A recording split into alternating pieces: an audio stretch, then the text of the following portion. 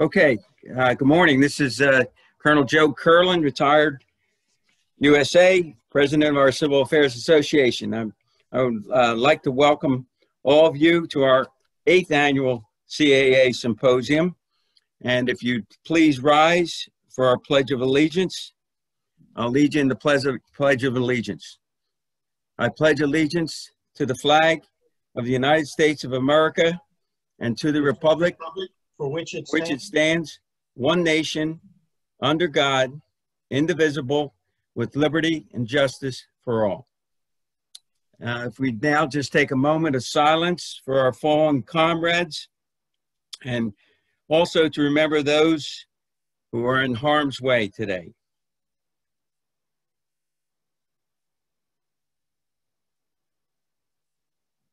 Thank you. To get us started, please be seated. I'd like to personally thank and congratulate all those who have contributed to our Zoom symposium, the first of its type. A special thanks go out to Vice President Colonel Retired Chris Holshek and our program committee chairman and Vice President Lieutenant Colonel Arnold David. I would also like to thank our contributing sponsors for their support, the Third Order Effects and Valkamir Human Security. Our special guests, also I'd like to thank for their participation and their contributions in the service and their future contributions upon leaving the service. The value of these symposiums lie not only in the quality of our presenters, but also in how the participants take what is presented in our symposium and put it into meaningful action. As president of this great organization established in 1947, with the first chapter of the Civil Affairs Association being established the following year in Philadelphia, Pennsylvania. I would like to update you on what we do, why we exist as a voluntary veteran service organization, and give you a little bit of our background and what we're going to do in the future. We exist to support the Civil Affairs branch and its brand. Our goals are to educate, advocate, and to motivate. To motivate people to support the Civil Affairs branch. We educate through our annual Civil Affairs Symposium in the fall and our roundtable in the spring. This format was adopted 8 years ago actually at the Freedoms Foundation in Valley Forge, Pennsylvania. Our annual award-winning Civil Affairs issue paper has engaged not only the members of our military, but also other organizations that engage in the same operating space. This year's winning papers can be viewed on our website. We also engage people involved in our space through our podcast program led by Major John McGillicott and his team, which was instituted 3 years ago. Our newest publication, Eunomia Journal, is also available on our site. Both have engaged not only in members of the military, but also members of state, USAID, NGOs, and corporate leaders. Our website, Facebook, and Twitter programs have served as valuable tools to engage both current members and future members by enabling them to stay up to date on civil affairs issues and to engage future CA leaders. Our second area of contribution has been advocacy for the branch by engaging partners.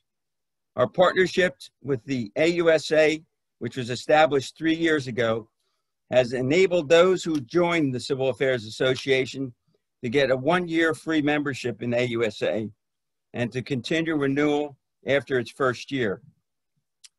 This partnership also has enabled us to publish our issue papers with AUSA's help and expanded opportunities to publish articles in ILW and other AUSA publications.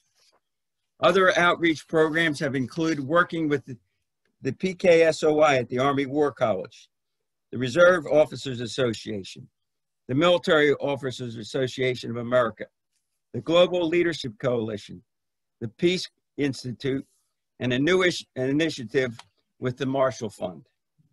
We have engaged and continue to engage former and current military leaders and international organizations such as CIMIC to strengthen the CA brand.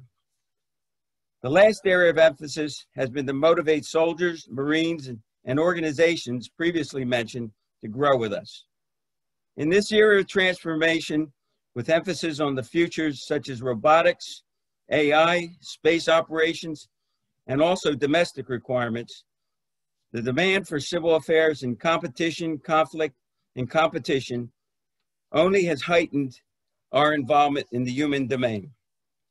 This requires greater civil affairs involvement, one of the few branches that is required in all three phases.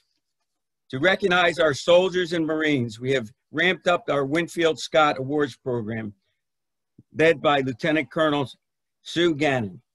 This year, thus far, we have awarded over 44 medallions, gold, silver, and bronze, with another 9 to be awarded this week. We have also adopted a program for our Marines to become honorary members of our Civil Affairs Corps and Regiment. General Retired Chris Stockel will continue to support our existing programs and assist in funding our new Legacy Scholarship Program to honor fallen civil affairs personnel. The Patriot Fund has been the first organization to contribute to this new initiative. In closing, we encourage our membership to get involved in our organization, to serve on one of our committees, and to help educate, advocate, and motivate people to assist in growing our branch. Thanks for all your sacrifice and what you do for our great nation, our military, and our civil affairs branch. Secure the victory so we can seal the peace. Now I'd like to turn it over to Colonel Retired Chris Holshek.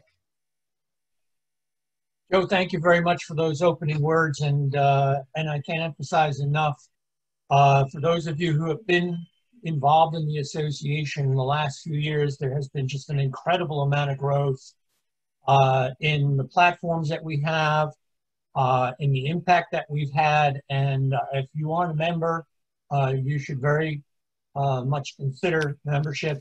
There's an awful lot there for you.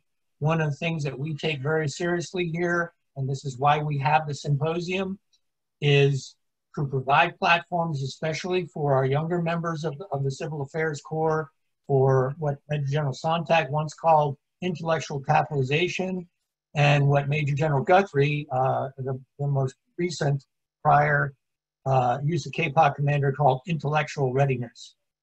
The most powerful and most important weapon that we have in civil affairs is right between the ears, and that's a capability that we have to develop, and this is exactly what the association does, is it provides that platform to develop those capabilities, but at the same time to have a greater say in the future of the Corps that you belong to. And so with that, we have the symposium, we have the roundtable each year. There's a sort of annual cycle that takes place. Almost, you can call it a battle rhythm, and it's based on a theme, and the idea is it's all crowd-sourced. The issue papers themselves are crowd-sourced. The themes themselves are crowd-sourced, but it's the opportunity for the community of practice to communicate to the community of policy what they think the community of policy and the institutional leadership of the Army and the Joint Force and the Defense Department and even the national leadership itself needs to be looking at in order to move this now vital capability to the nation's ability to win in competition forward. So this year, obviously everyone knows what's been happening this year and why we are here today under this particular capability. The good news is what has happened is the association has not let a good crisis go to waste. So when it became clear that we could not have the roundtable earlier this year in Washington as we usually do, we switched to this format, and it was resoundingly successful. And I'm very happy to report that by having the symposium this year, we have already registered at least 500 people for all of the different discussions and workshops and and speaking engagements such as this morning. We have an incredibly interesting speaker, keynote speaker this morning in Lieutenant General Charles Hooper. And it's turned out to be better than we had expected. So watch this space, that what we will probably do is lapse into our battle rhythm being to have an event like this in the fall, which is when we get together and discuss the .PFP implications of the theme. That's brought out in the issue papers, that's brought out in the workshops.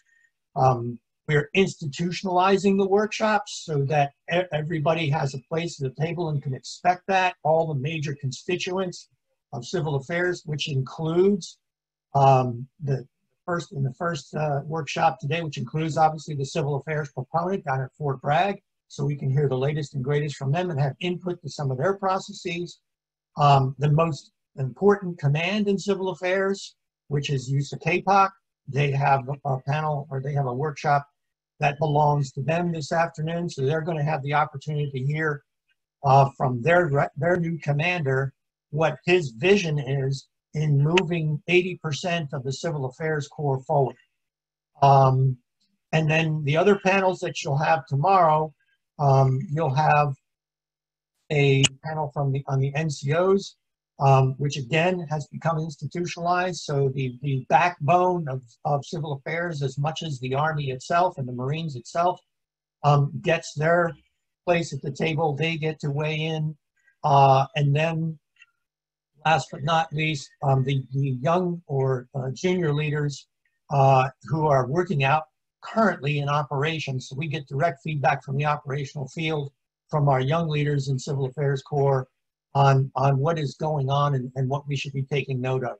And that ends the workshops. After lunch tomorrow, we lapse over into the panels with panel discussions with our interagency partners. We have a panel discussion with them, and then we have a panel discussion later on in the afternoon with the very special panel discussion actually on the role of women in civil affairs and the role of women in the Army and how we move forward on being able to win in competition in NDO with women. And then we begin the next day, which is the last day on Wednesday, with a discussion among our allies. We have a Major General Hugh Van Rosen, who is a civil affairs officer, who is currently the second highest serving officer in the United Nations organization. He's the deputy military advisor in New York. Has been working hard there the last 2 years on helping to shape the peacekeeping enterprise to move that up and explain how they're moving forward on the UN CIMIC program, which is their alternate capability in the UN on civil military operations. Then, of course, our allies in NATO from the CCOE and our Canadian friends will be joining us to tell us about how they're synchronizing CIMIC and information operations in real time with their operations in Afghanistan over the past years. And then we have another panel that is the final panel on this discovery that we have made over the last year or so, that we need to have our own concentrated and ongoing discussion on the industrial base for civil affairs. And we think that that's going to generate huge benefits, and our own Colonel Arnel David is leading that discussion. And then the real culminating event in the symposium is, of course, the presentation of this year's 5 selected issue papers in answer to the call for papers in this year's theme. And then discussion from that, we'll have a few very important people come on to include from the Pentagon and give us some remarks after what they've seen the last 2.5 days. And then we'll close from there.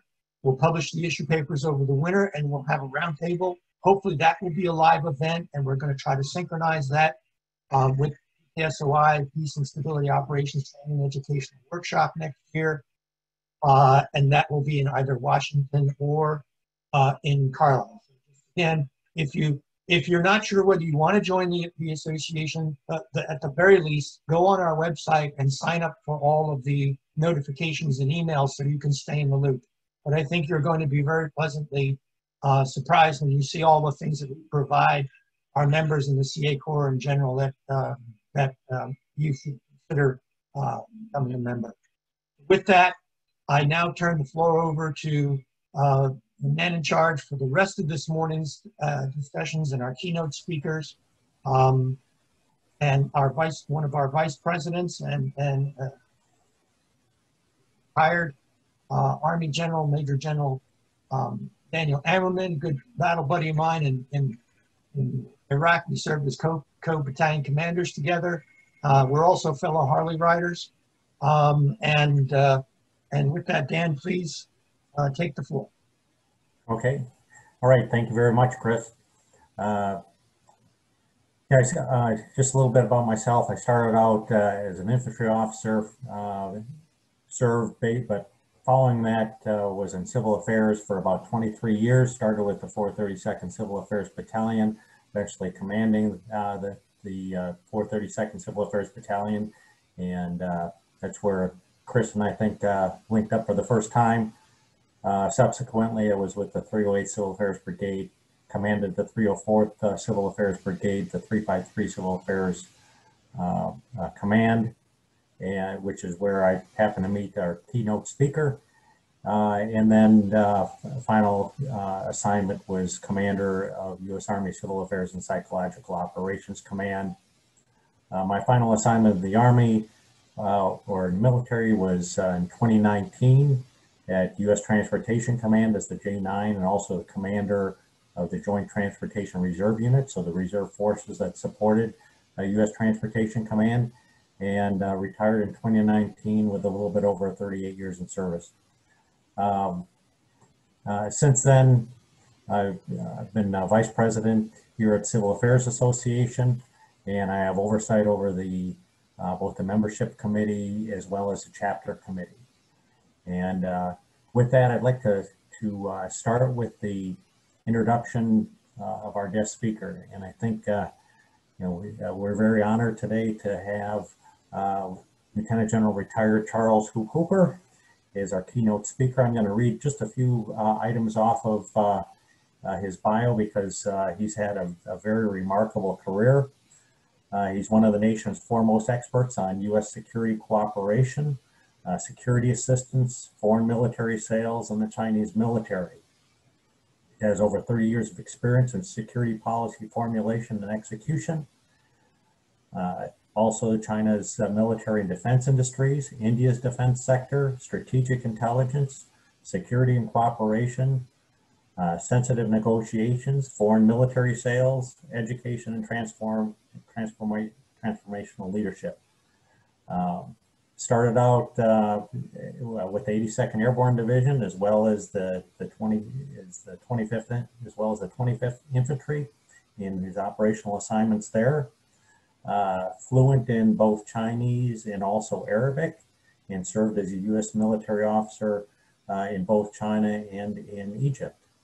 His former assignment, he was Director of Defense Security Cooperation Agency, and in that role, he is responsible for the overseas sale of all weapons, military equipment, support services, and training packages for the United States government. And I just got to read a few of the first here because, as if, all the stuff I read before wasn't enough, there's some first, I think, that are very noteworthy also. He was the first Harvard School of Government student selected to give the Harvard University Graduate School commencement address. And so you think of an honor like that, that's just absolutely remarkable. He's also a member of Mensa, so that probably makes his IQ just about double mine. And also the Council of Foreign Relations. He was the first foreign area officer to be promoted to Brigadier General, Major General, and Lieutenant General. He's also the senior FAO in the Department of Defense for about the last 3 years. He's the Senior Director of Chinese and Taiwan Policy for the Office of Secretary of Defense from 2001 through 2003. He was the first FAO to serve as the Director of Strategy for both Indo-PACOM as well as Africa Command. He was also the first FAO to serve as Senior Defense Official and Defense Annotation to Egypt, and also the first FAO as the Director of the Defense Security Cooperation Agency.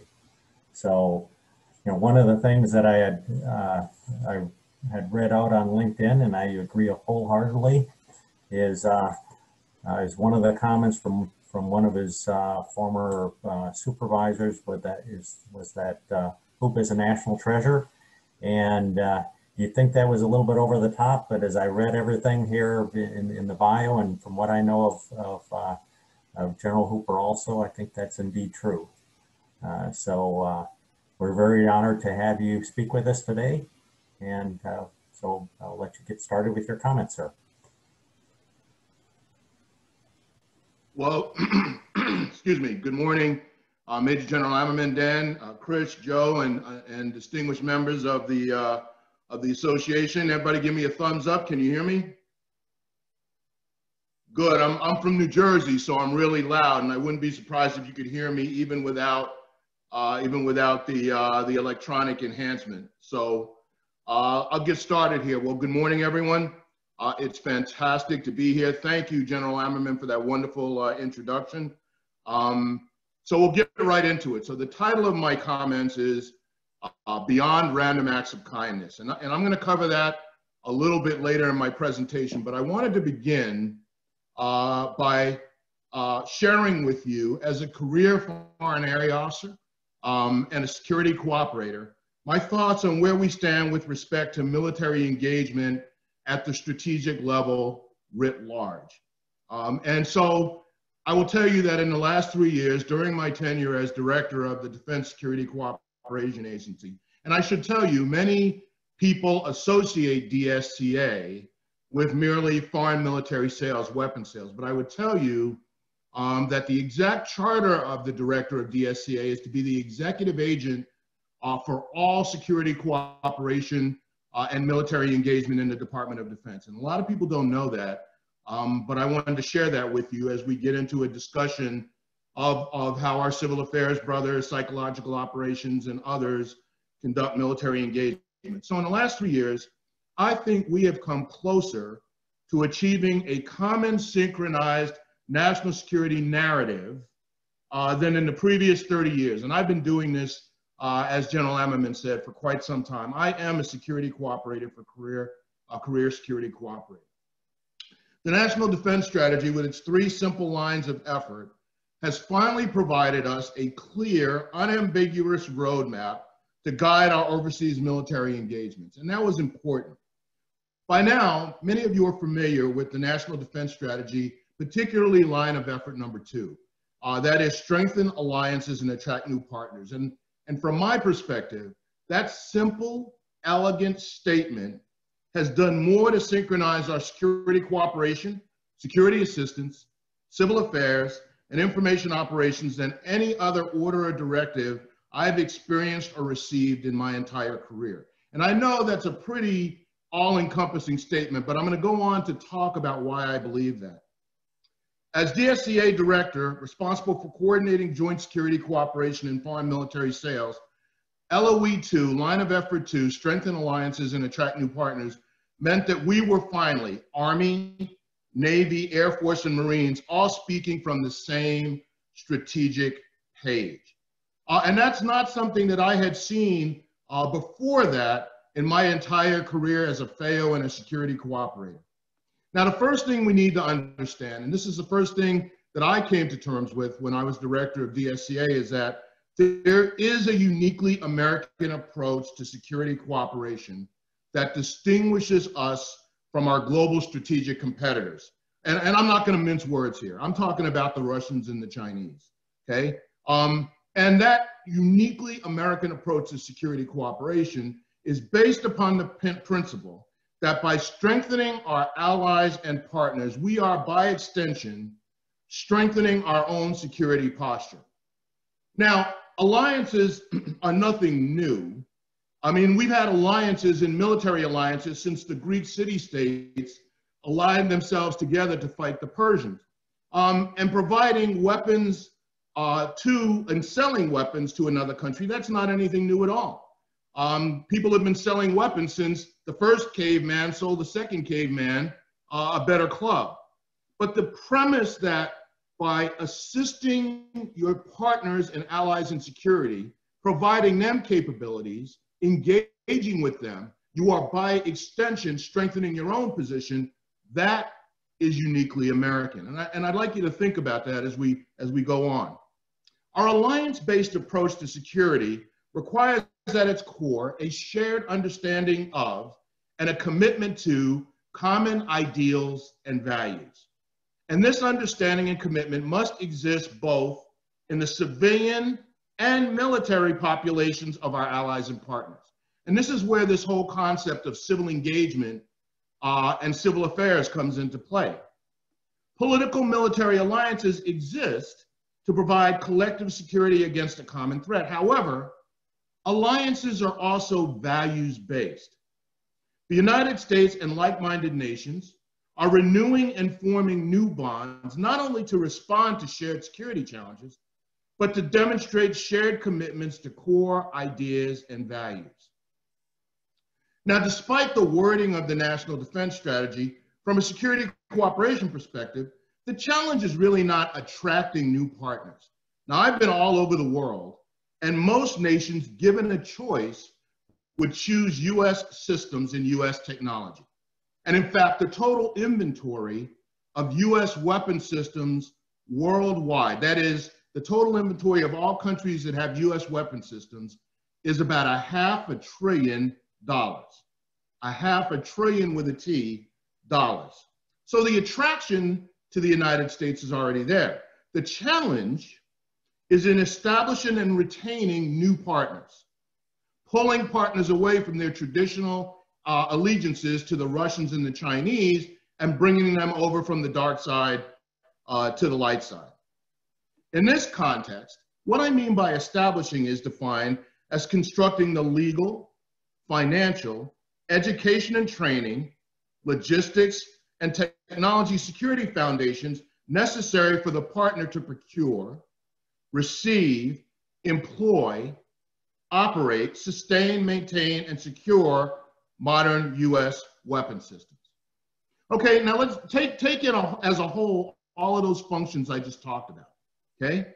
Those are functions that require, in some cases, persistent engagement on our part to build up a culture of excellence in each of those disciplines that allows our partners to operate our equipment. Persistent engagement.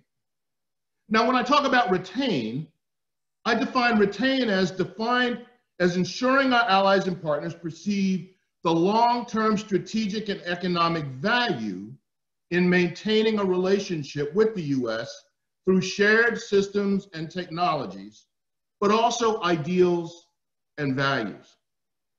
Reliability as a partner and persistent engagement over time as a partner play an important role here.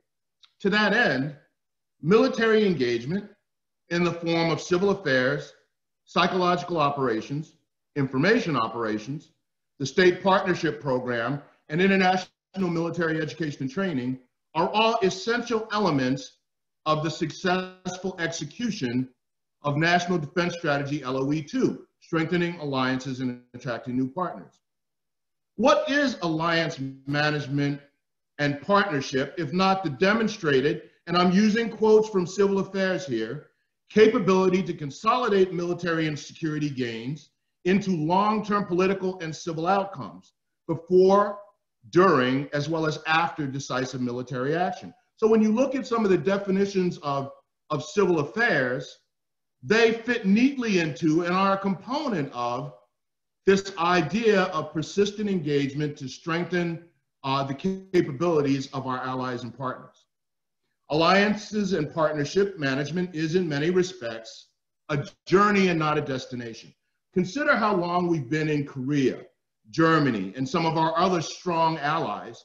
And people forget there was no Korean army until we built one. Okay? There was no South Korea until we built one. There was no Korean army. And in order to build that Korean army and foster democracy in Korea, that took long-term persistent engagement. So a journey, not a destination. It is that persistent engagement of allies and partners and others in the human geography, another term that I've kind of stolen from civil affairs, in support of national interest and policy objectives in all operational phases and all levels of conflict and competition. Now more than ever, the United States is not just looking to help allies and partners modernize their equipment. We are also helping them streamline their processes, train at all levels of leadership, and build a full spectrum of capabilities, military and civilian, to help them achieve our shared strategic objectives. The human relationships that develop through this full spectrum approach form a foundation of commonality that allows alliances and partnerships to flourish.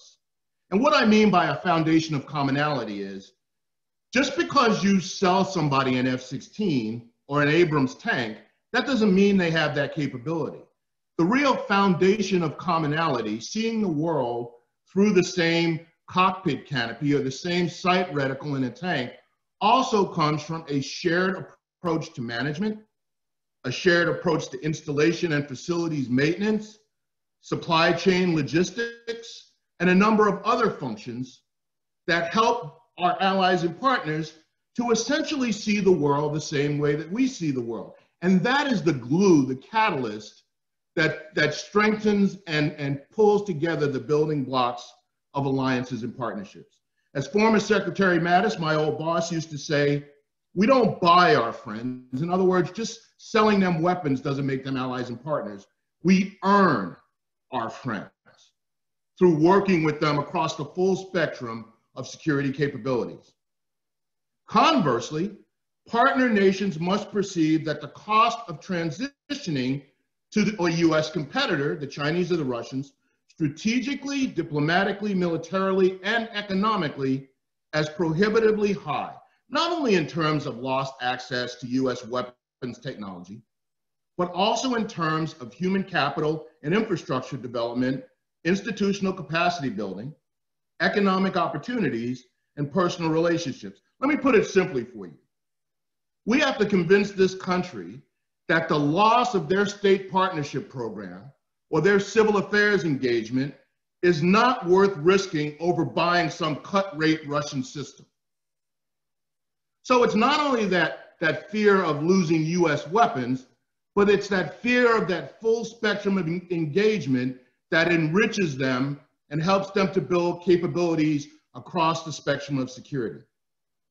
During my tenure at DSCA, I had dozens of meetings with allies and partners from across the world. And there was a common thread in all of my meetings. Partners want to buy from and therefore align with the United States. And I'm talking about in East Asia, countries like Vietnam and Bangladesh that were traditionally oriented toward the Russians and the Chinese. I'm talking about our Eastern European partners, where I spent a great deal of time helping them transition from their Russian weapons, but also the Russian way of thinking to the US way of thinking. Now they want to come to us not only because we make the best equipment in the world, and make no mistake, we make the best equipment in the world. I've heard all the stories about Russian and Chinese equipment, and yes, we should never underestimate the ability of our competitors to keep up. But make no mistake, ladies and gentlemen, we make the best equipment in the world. But they also come to us because they trust us, and they trust our processes, and they aspire to share our values and ideals. Now, in addition to all those ministers of defense, I will tell you, I met with as many ministers of education and ministers of finance as I did ministers of defense. Our allies and partners realize that the benefits of alignment with the United States extend beyond simple transactional weapons sales, and our military engagement at all levels must consistently reinforce this. And this is where the multiplicity of disciplines that are in, for example, civil affairs, this is where they come into play, okay, in our military engagement. We recognize that countries have more choices than they used to, and the United States cannot rest on our laurels as the provider of choice around the world. However, the values and ideals we bring to the table, this focus on civil affairs and civic engagement, for example, is what separates us from our competitors, and it is how we will continue to remain the partner of choice with the majority of the world's nations in an era of renewed great power competition. I talked a little bit earlier about several of the countries we're working with that have been traditionally equipped by Russia and China that have recently expressed an interest in modernizing capabilities with US systems. But as I said earlier, this equipment is only the beginning. What has really attracted them is the transparency of our processes, the lack of corruption, our emphasis on education and training and engagement, not only for the uniformed services, but for their civilian support populations as well. Increasingly, we're talking with our allies and partners not about what they want to buy from us, the shiny object, and we are all familiar with the shiny object principle, but increasingly they're talking with us about what they want to accomplish. And my saying was, don't tell me what you want to buy, tell me what you want to do. Because if you tell me what you want to buy, we can have a long conversation about whether or not you can buy that technology. But if you tell me what you want to do, I can offer a full range of options in the United States, full spectrum, that will help you achieve that goal. Some of the things we can help them with are infrastructure development, institutional capacity building, systems, advising and training, and a full spectrum approach to capability development that will enhance their entire defense sector, not just the uniformed personnel. Again, at the end of the day, and all my civil affairs brothers and sisters out there know that, at the end of the day, this is all about relationships. As a result, military engagement across the joint domain will remain an essential element of the successful security cooperation execution. Patriot missile systems do not answer the phone in the middle of the night during a crisis, but a trained current or former air defense commander trained in the US, educated in the US, the recipient of numerous training teams, civil affairs teams, and all of that, that individual does answer the phone in the middle of the night during a crisis. And I have classic examples of that during my time in Egypt, where even though the relationship wasn't good at that time with the Egyptian government, their entire military leadership was trained and educated in the United States. And I will tell you, I spent 7 years in China, they wouldn't answer the phone. In Egypt, they always answered the phone. They may not have liked what I had to say, but they always answered the phone. And the reason is that persistent engagement from the United States.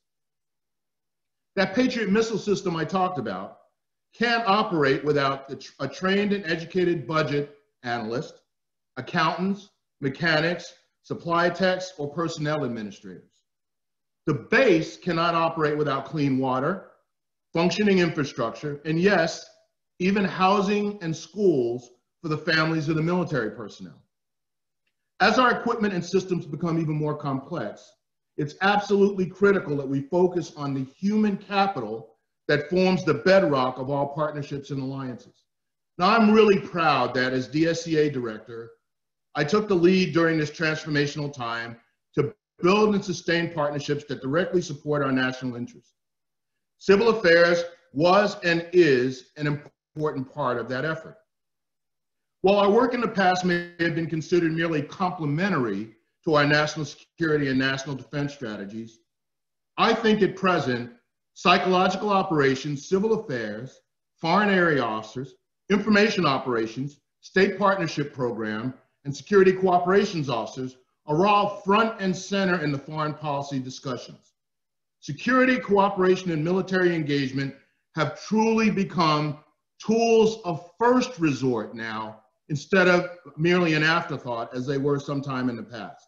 Now, I gotta tell you, while I'm optimistic on the positive trends in security cooperation and military engagement, make no mistake, challenges remain. And that brings me back to this concept of random acts of kindness.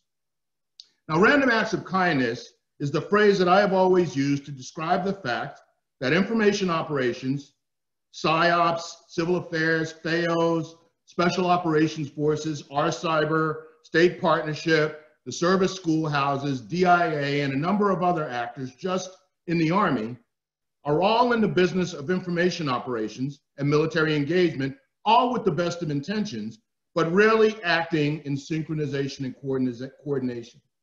Now, when I was the AFRICOM J5, I found myself in a fairly large East African country, and I flew down there to discuss with them some military engagement and some capacity building. And it just happened to be that we were talking about some military training and equipment that would assist their park rangers in better policing the large safari parks down there and protecting the endangered species. So, you know, I went down there, and as we usually do, I wanted to make sure I did my homework. I went around and saw everybody who was relevant to the mission. And so I went and saw my British counterpart, who was a British brigadier at that time, and I discussed why I was in that country. And he kind of looked at me and he said, well, you know, we, the UK, already have a program to assist in the military training of park rangers. So I went, oh, okay. So then I went over and I saw my European Union military staff counterpart, who was a German colonel. And I told him why I was down there and what I was doing. And that German colonel said, hey, you know, we already have a program to assist in the military training of park rangers in this country. And so I went, okay. And then I found out that the prospective state partner of this country was also talking to them about training their park rangers and how to be better park rangers and do their job. So in that short space, I learned that there were 4 or 5 entities all doing the same thing in the same country. And so this is what I call random acts of kindness. Everybody's trying to do the right thing, but there's no coordination and no synchronization. So Colonel Chris Holshek's article, and I know he was the front man and a lot of people contributed to it. And this was the article on expanding multi-domain operations to win the moral competition. I thought it was a great article, and I'm happy to say that Colonel Holshek and I share many of the same views. In the article, Chris discusses what many of us in this business have known for a long time, and we've talked about it for a long time. Our Army military engagement resources, civil affairs, psychological operations, information warfare, foreign area officers, state partnership program, public affairs, are dispensed throughout a number of Army MACOMs and headquarters DA and the Joint Force, as well as across the active, reserve, and National Guard components with no coordinating authority. And I'm not gonna mince words here. Okay, so hence, what you end up with is random acts of kindness. Everybody's in the space, they're all trying to do the right thing, but there's no coordinating authority. But I'll tell you, that said, and from my perch in OSD as DSCA director, the problem is much larger than even you may realize. As the executive agent for security cooperation in DoD alone, I had to try and coordinate the military security engagement efforts from the following organizations.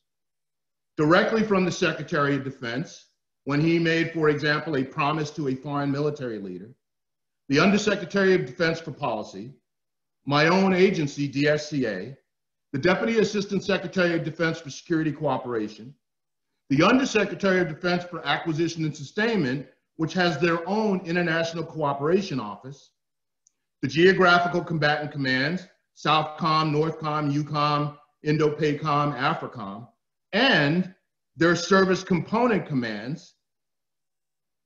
In addition to that, in the Pacific and in other places, we have sub-unified commands who are involved in military engagement. So it says the US Forces Japan or US Forces Korea. In the Army alone, in addition to all of the elements I mentioned earlier that we are familiar with in the operational realm, we have the Deputy Assistant Secretary of the Army for Defense Exports and Cooperation, We have the U.S. Army Security Assistance Command, which is not subordinate to DASADEC, but is subordinate to the Army Materiel Command. In the Navy, we have a number of program offices, surface warfare, aviation, and others, all involved in military engagement, in addition to the Deputy Assistant Secretary of the Navy for International Programs. In the Air Force, they have an Undersecretary of the Air Force for International Engagement, as well as an Air Force Security Assistance Command that doesn't answer to the Secretary, but answers to the Air Materiel Command Commander. And I want you to add to that, from my perspective at DSCA, several elements in the White House, the National Security Council staff, the Department of Commerce, the State Department, and there's several state departments, both political military affairs, which is principally responsible for security cooperation, but the regional bureaus as well, the Congress, both the Senate Foreign Relations Committee and the House Foreign Affairs Committee, as well as the defense committees, two laws, the Foreign Assistance Act of 1961 and the Arms Export Control Act of 1976, and most recently, the National Defense Authorization Act of 2017. Add on top of that, our defense industries, our large defense companies, which have their own military engagement, outreach, education, and training programs, okay? And obviously they operate independently, and they are very economically and politically powerful for-profit entities.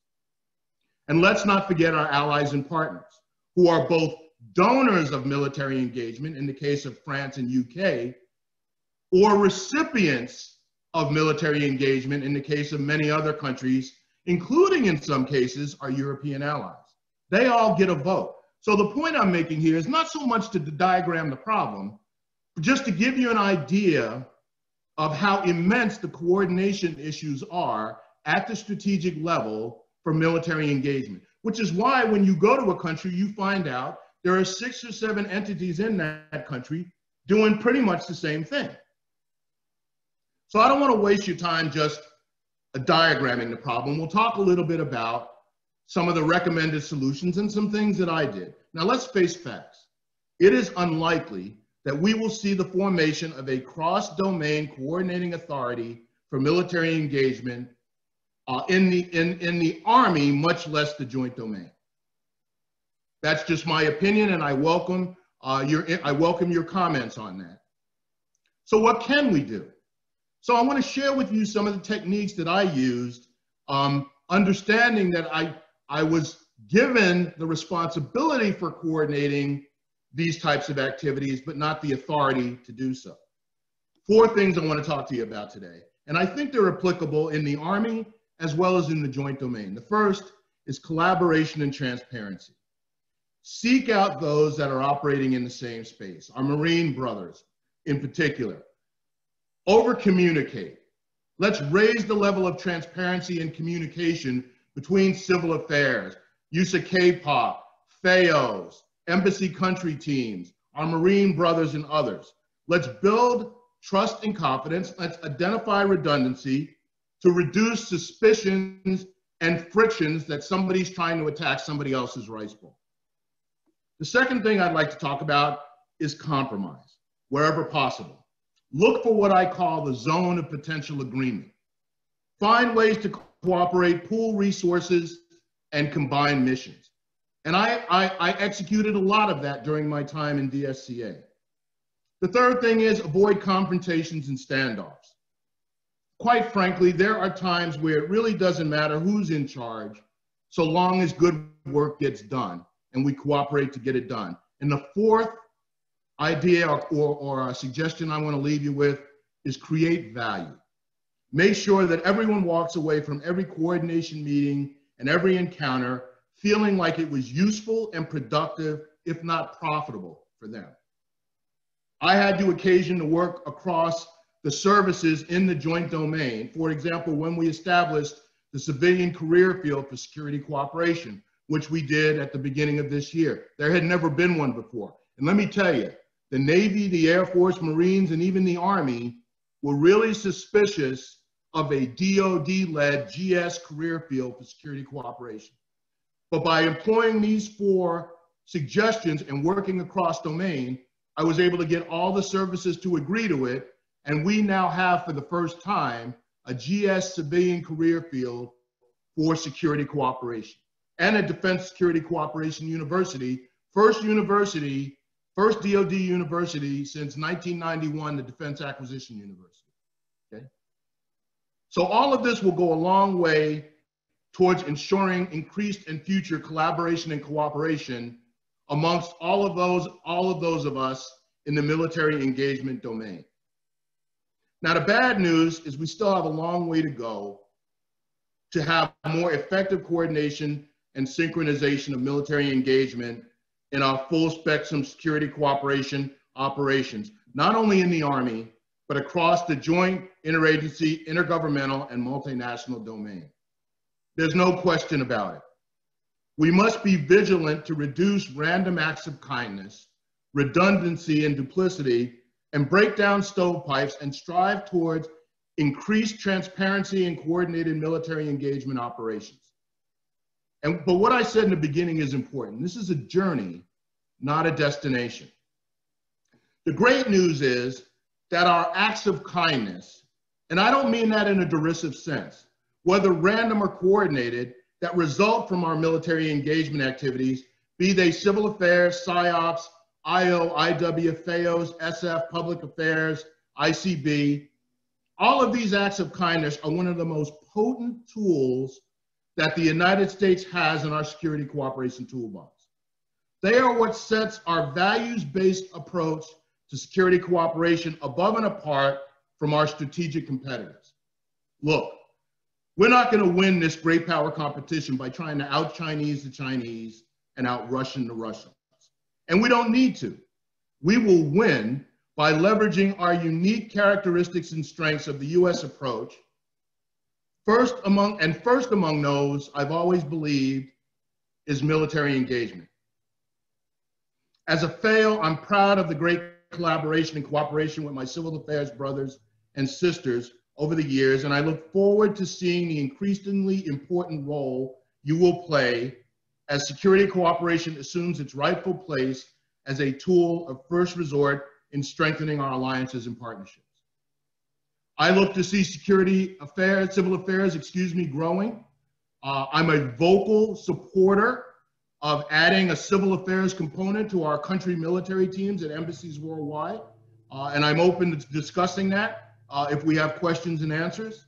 And I look forward to a greater integration and a greater collaboration and cooperation among all of the elements across the joint domain to ensure that our military engagement becomes an increasingly more effective tool of first resort in our national security policy and national security execution. So thanks for inviting me to speak today. I understand there will be some questions, and I really appreciate the time. Thanks a lot. Thank you very much, General Hooper. Some really good insight there. And we got a lot of questions flowing in, so I'll just get to those. The first one is related to India. It comes from Staff Sergeant Adam Scarisbrick with the 97th Civil Affairs Battalion, Human Network Analysis, DOIC. And his question is, in the great power competition conversation, there are many people talking about the importance of a strong alliance and/or relationship with India. I'd like to know your take on this relationship, and is there a clearly defined way ahead for it? Thank you.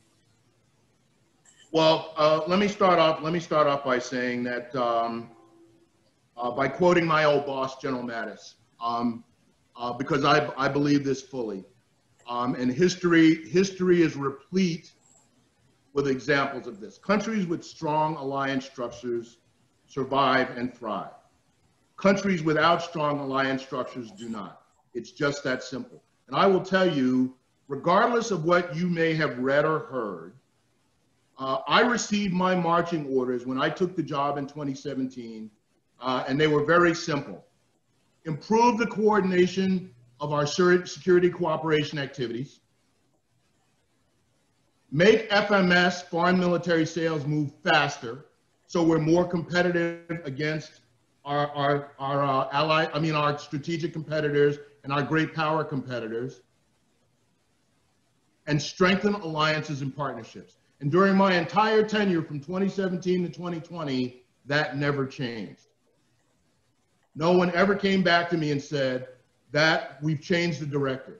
So number one, I think it's important. Number two, I think it's the unique characteristic, this focus on alliances and persistent engagement and long-term relationships that distinguishes us from the transactional approach of, for example, the Chinese and the Russians, who are uninterested, unable, and unwilling to engage in alliances and partnerships. And as someone who spent 7 years in China, I can tell you that that is not an element of Chinese strategic thought. But I think it has served us well and will continue to serve us well. And I'll stop there. Okay, thank you, sir. The next question comes from Colonel Ann Campbell, retired, served in a civilian capacity with AFRICOM 2009 through 2012 and retired in 2000, after retiring from the Army in 2007. She also served on the Joint Staff J5. And her question is, can you expand on non-random relationships of ESCA with EU and NATO? Yeah, no, I can talk about that. And I mean, I talked about it in the context of my time as the AFRICOM, Africa Command J5 Director of Strategy Plans and Programs. But it happens all over the world where we engage in military engagement or security cooperations activities without any knowledge of what, for example, France may be doing, or the United Kingdom may be doing, or NATO might be doing, or the European Union military staff might be doing. And so what you end up with is, you end up with this piling on in perhaps one segment of engagement. Let's say, I mean, for something, let's say well digging, for example. And I know that's something that we deliberate a lot about, but so you have a US team in, maybe Reserve or National Guard, and they're digging wells at a partner military base. And then you look to the left and right, and there's a British team digging wells, okay? You look to your right, there's a European NATO team digging wells. And so you're looking at each other and you're going, look, why are we all digging wells? Why aren't you building hangars?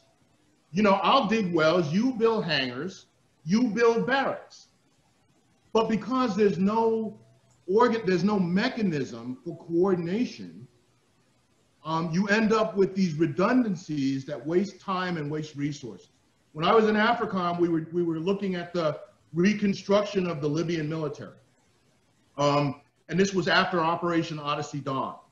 And so the US was looking at an approach and others were looking at approaches. And what I found out was, as I was flying to Paris, to Rome, to Brussels, everybody, all the military planners in all those capitals were planning these operations to build a Libyan military, as were we. And I thought this was insane.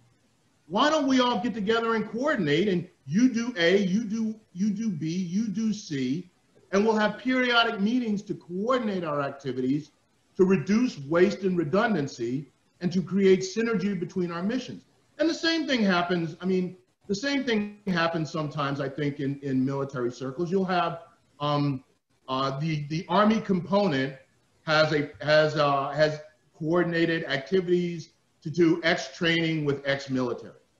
And then you'll have a team come in from Fort Bragg doing essentially the same thing, and there's no coordination. Or the Marines have come in to do something and there's no coordination. And so that's what I'm talking about when I talk about random acts of kindness. And I've seen it at my level, I've seen it over and over and over. There was an issue in East Africa where we had engineers, Army engineers on the ground in that country. But the Navy senior leadership had promised to build a school on a military base. And by God, they were going to send Seabees there to do it. And I kept saying, why are we sending Seabees to do it when there are already Army engineers on the ground? But by God, because the Seabees our Navy had committed to do it, they were going to do it. So we ended up with 2 US construction teams in this country with the same mission. And so that's what I'm talking about that we have to avoid, and I'll stop there. Okay, thank you, sir. Next question is from, let's see here. It's from Colonel Keith Kelly, Commander of 364 Civil Affairs Brigade. And his question is, how do you see USACAPOC using all its influence capabilities to counter malign influences along with the whole of government approach against China and Russia? And how do you see the reserve CA forces having a strategic impact specifically against something like the Belt and Road Initiative?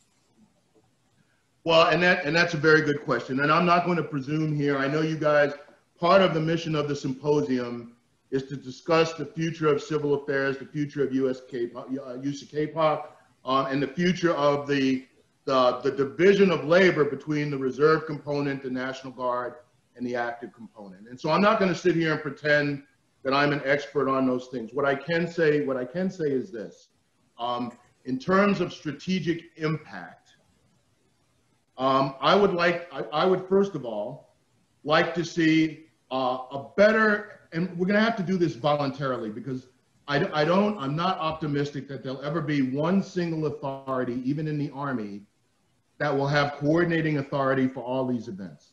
I'm skeptical of that. Okay, and I'm an old retired guy now, so I can say things like that. Having said that, what we can do is we can effect better coordination, for example, between USACAPOC and DSCA. I mean, we're responsible for selling all the equipment overseas and the formal training up on that equipment. And everything and so what I would say is, the question is, we should probably have some forum where we can get together and discuss a synergistic approach that would have civil affairs missions supporting, or in some cases taking the lead in providing capabilities and bringing to bear on the battlefield and off the battlefield tactics, techniques, and procedures that support, for example, the country just bought M1 tanks or Apache helicopters. How is that going to change their operational approach? And so let's have a discussion about that. And that could help to provide additional direction and focus for information operations, civil affairs operations, moving forward. And why do I say, and I don't say this out of a proprietary desire for DSCA to take the lead. The reason I say this is these systems have a great deal of impact on forging the direction of a military force. And their tactics, techniques, procedures, their operational doctrine, and everything else. So all I'm advocating for here is increased transparency and increased discussion throughout the Army and the Army with the joint domain on how we can synergize our approaches to this. So let's talk about Belt and Road Initiative. Belt and Road Initiative is as much a propagandistic effort by the Chinese as it is a practical military and economic effort. It's the Chinese saying that there's one belt and one road and it starts in Beijing. So in our information operations, information warfare, our civil affairs, our PSYOPs, our weapon systems and everything else, our objective is, as Secretary Mattis used to say, is to convince our allies and partners and their civil populations, no, there isn't one belt and one road. There are many belts and many roads. In a free and capitalist free trade environment. And let us explain to you from a defense point of view and a security point of view how many roads and many belts serve your interest much better than one belt and one road. I don't have any time for anti-China, anti-Russia strategies. I think they're a waste of time. I think our efforts are should be far more focused on pro-US alliance structure strategies, synergies, and efforts that will demonstrate unequivocally that our way is better than their way. So short answer is increased transparency, increase collaboration and cooperation, increase crosstalk so that we can better synchronize and coordinate our operations. And I'll stop there. Okay, thank you, sir. Next question is from Major Newsom, and he says, does General Hooper have any recommendations for civil affairs collaboration and assistance or collaboration with Army Futures Command? So how does civil affairs need to collaborate with Army Futures Command? Well, I think the answer to your question is we all need to collaborate and coordinate with Army Futures Command, because the Army Futures Command has the very difficult mission of ensuring that the rapid evolution of technology and the rapid evolution of the rapid complementary evolution of human development, human resource development, our Army strategy, our Army doctrine, to ensure that all of those are synchronized. And so what I would say to that is that we all have an obligation to coordinate closely with Army Futures Command so that our concept and our perception and our strategy for the integration of advanced technologies, advanced methodologies into the Army's capabilities remain synchronized with our human resource development, our human capital development, our training and education, and that we, as those of us that are responsible principally for engagement overseas, are able to understand this evolution, explain this evolution to our allies and partners, and similarly, understand from our overseas engagement the challenges that are faced by our allies and partners to better work and coordinate with us, and how we can contribute to helping them to understand what we're doing and how fast things are evolving. I'll give you an example from the past. When the Army went to digitization, I was a colonel on the Army staff, and I was the chief of Army International Affairs at that time, as some of you know. And what I found was the Army was racing rapidly forward with what we called at that time digitization. And that was the 1st Armored Division and some other things. And as someone who was principally responsible for discussing these concepts with our allies and partners, what I found was they had no clue what we were doing. And we were moving forward so rapidly, we were struggling to find the words and concepts to both understand what we were doing and to explain it to our allies and partners.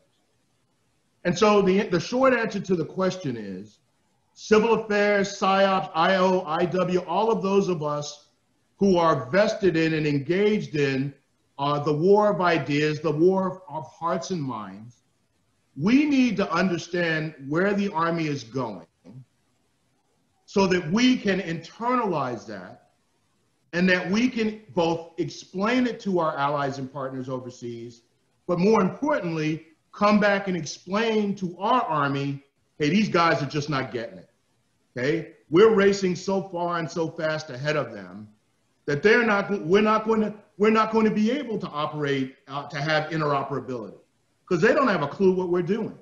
And well, okay, well, guys, what do you think? Well, here are some of the messages, here are some of the narratives, here are some of the things we need to communicate to them to help them understand where we're going and to assure that we remain aligned with them moving forward. So I think those are some of the ways that those of us responsible for engagement overseas should be engaging with Futures Command, and we should become the ambassadors for Army Futures Command to our allies and partners overseas. And I'll stop. Okay, thank you, sir. The next question is from Cadet Kyle Povio with the Eagle Battalion ROTC program at Embry-Riddle. And his question is, what's the largest technology gap our allies and host nation partners need to close when in the face of non-state actors and near-peer competitors? And how can the collaboration we provide meet their needs when discussing this gap? There are two. That's real easy. The first one is communications and cryptology, okay? We are moving, I will tell you, when I was a DSCA director, you know, you guys reading the paper that we sold X or Y or Z to country X or Y or Z. You guys don't see what takes place beneath, underneath that, and all of the work that takes place. And I would tell you, 60% of the work that takes place beneath that is ensuring that that country can absorb the technology and the cryptology, and that they can sufficiently protect and defend the technology that we are providing. See, we're not just building Westphalian nation-state alliances and partnerships anymore in the physical world. We're building networks. Think about that. And each country in our alliance and partnership is a node in that network. Now, in the real world, the strength of an alliance is dictated by the strength of the strongest partner. In a network, the strength of a network is directed by the strength of the weakest node. If I can't talk to you, if I can't provide you with technology, and you don't understand how to absorb and utilize that technology to communicate, then we are not allies and partners. And that leads me to the second point, which is cyber. We keep saying cyber, cyber, cyber, cyber, cyber, okay? But I ask any of you out there to define, and I used to say when I was at DSCA, hey, I know how to sell a tank, a ship, an airplane, okay, to a foreign partner. How do you sell cyber to a foreign partner? How do you provide cyber capabilities in an alliance network that range from a Middle Eastern country that may have a limited ability to protect or to defend cyber networks to our UK partners who have a capability near ours? How exactly do you do that? So you have an alliance with varying degrees of capability in it. We all need to talk and operate and interoperability. How exactly do you do that? So that maybe, and I don't mean to pick on a Middle Eastern partner, it could be any one of our allies and partners worldwide. Some have capabilities that are at this level. Others, like our UK counterparts, have capabilities at this level. So we all keep whistling past the graveyard, talking about cyber defense and cyber operations, okay, without having given any thought to the complexity of providing multi-level, multi-domain cyber capabilities in an alliance where all of the members of that alliance may have varying abilities to do so. I remember one of the countries I was dealing with, we were getting ready to sell them some equipment, and they had signed all of the necessary protocols and had committed themselves to protecting the communications, cryptology, and the technology. But one of their officers who had been educated in the United States, I remember him coming up to me and he said, "Hooper, you know us. You know us. We'll do the best we can to protect this technology, but you know, we don't have the same capabilities as you do. Even to have a vault where the technology can be locked up to secure it." And he said, "We'll do the best we can. We'll try our best. But you know our capabilities are limited in that domain." And that was a rare moment of honesty from an ally or a partner. So I would tell you, those are the two areas that concern me the most.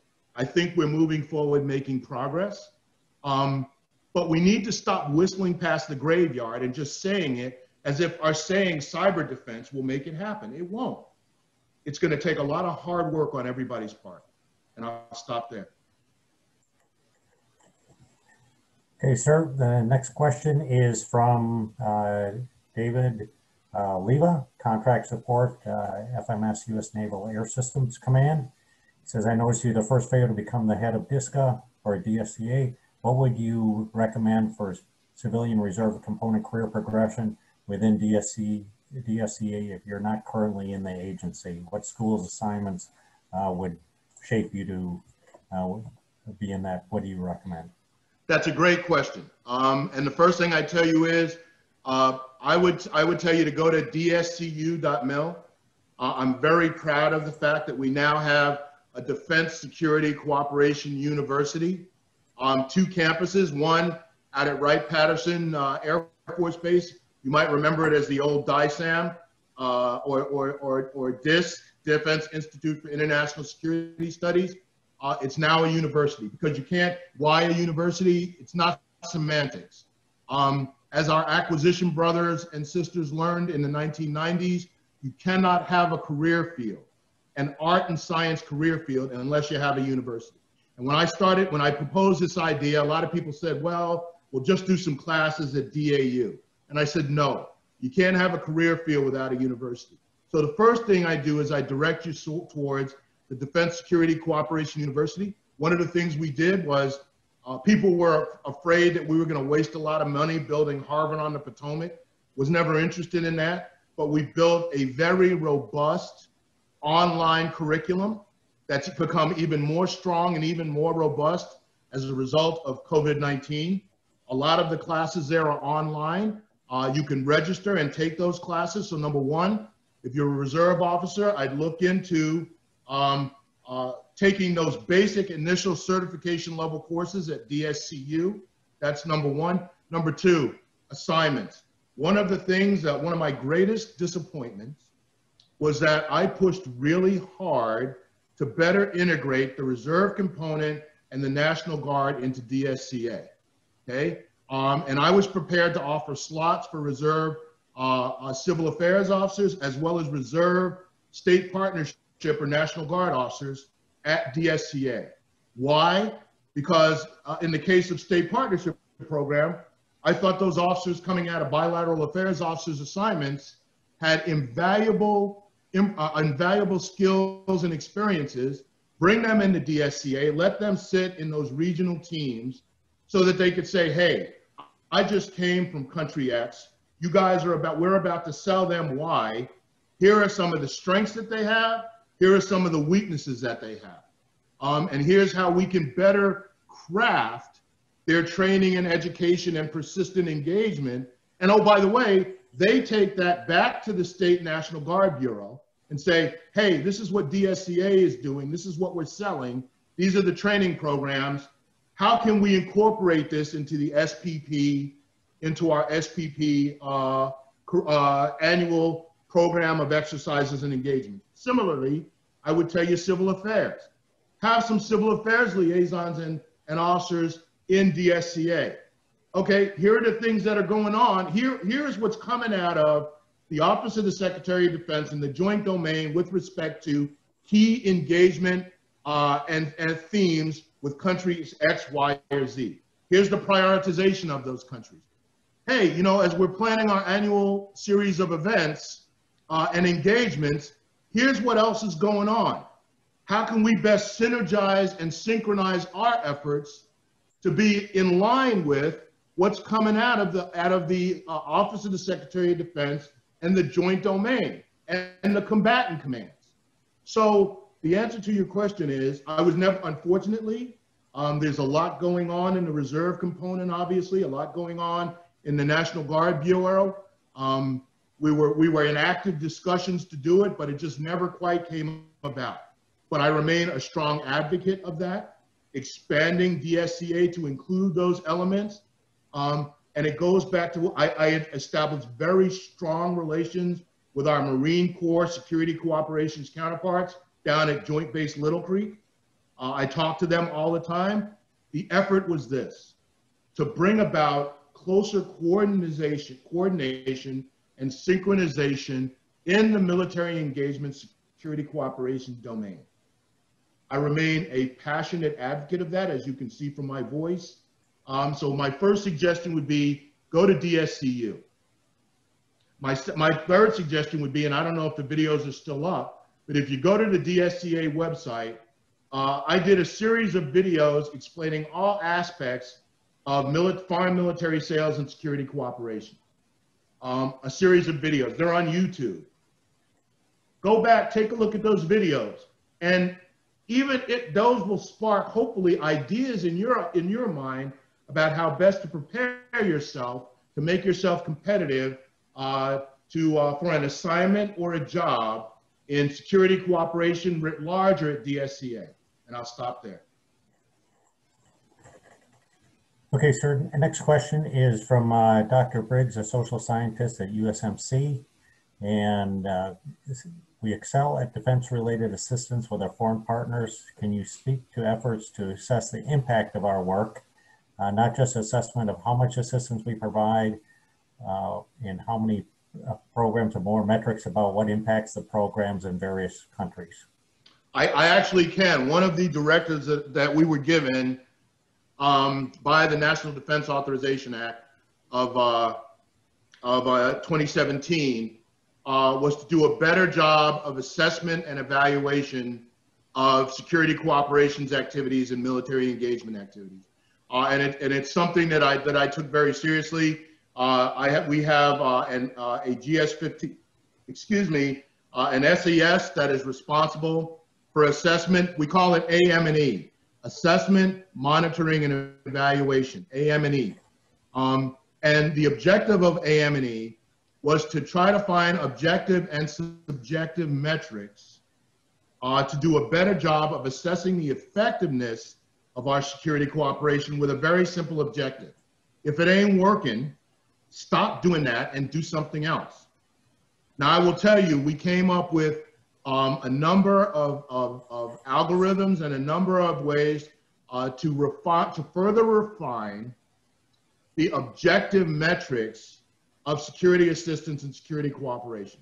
But I would tell you, and Dr. Briggs, as you know, this is an inherently, what we do, civil affairs, PSYOPs, FAOs, others, this is an inherently human activity, okay? That in some respects defies objective metrics. So what do I mean by that? So you can say, how many people did you educate this year? How many people did you induct? How many people actually graduated? What their graduation grades were? How many of these people went back and assumed meaningful or significant or influential positions in their militaries? So that's an example of, objective metrics that you can measure. You spend X amount of money and it resulted in a 30% increase in the number of exercises or engagements that we had with country X. But I would tell you, yes, so these are some of the objective metrics you can do. But at the end of the day, this is an inherently human endeavor, which lends itself more towards subjective evaluation than objective evaluation. And I would tell you the number one in assessment, monitoring, and evaluation, the number one challenge we faced was not necessarily in developing additional objective metrics. It was communication.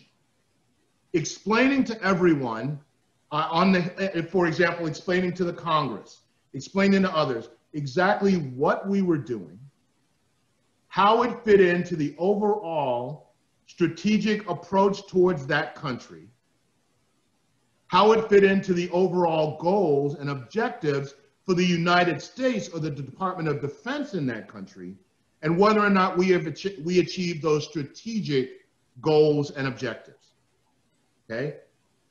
And I will admit, it is admittedly more difficult to communicate subjective metrics than objective metrics, but it is no less effective and no less important. So yes, we have some additional frameworks. I'm very proud of them, and forgive me, everyone. I'm recently retired, so I'm still talking about we as if I was still there. But the point I'm trying to make is, I still am, I'm a soldier for life, and I'm a security cooperator and a FAO for life, just like you guys are CA brothers for life. And so I say I'm very proud of the objective metrics. We have come a long way.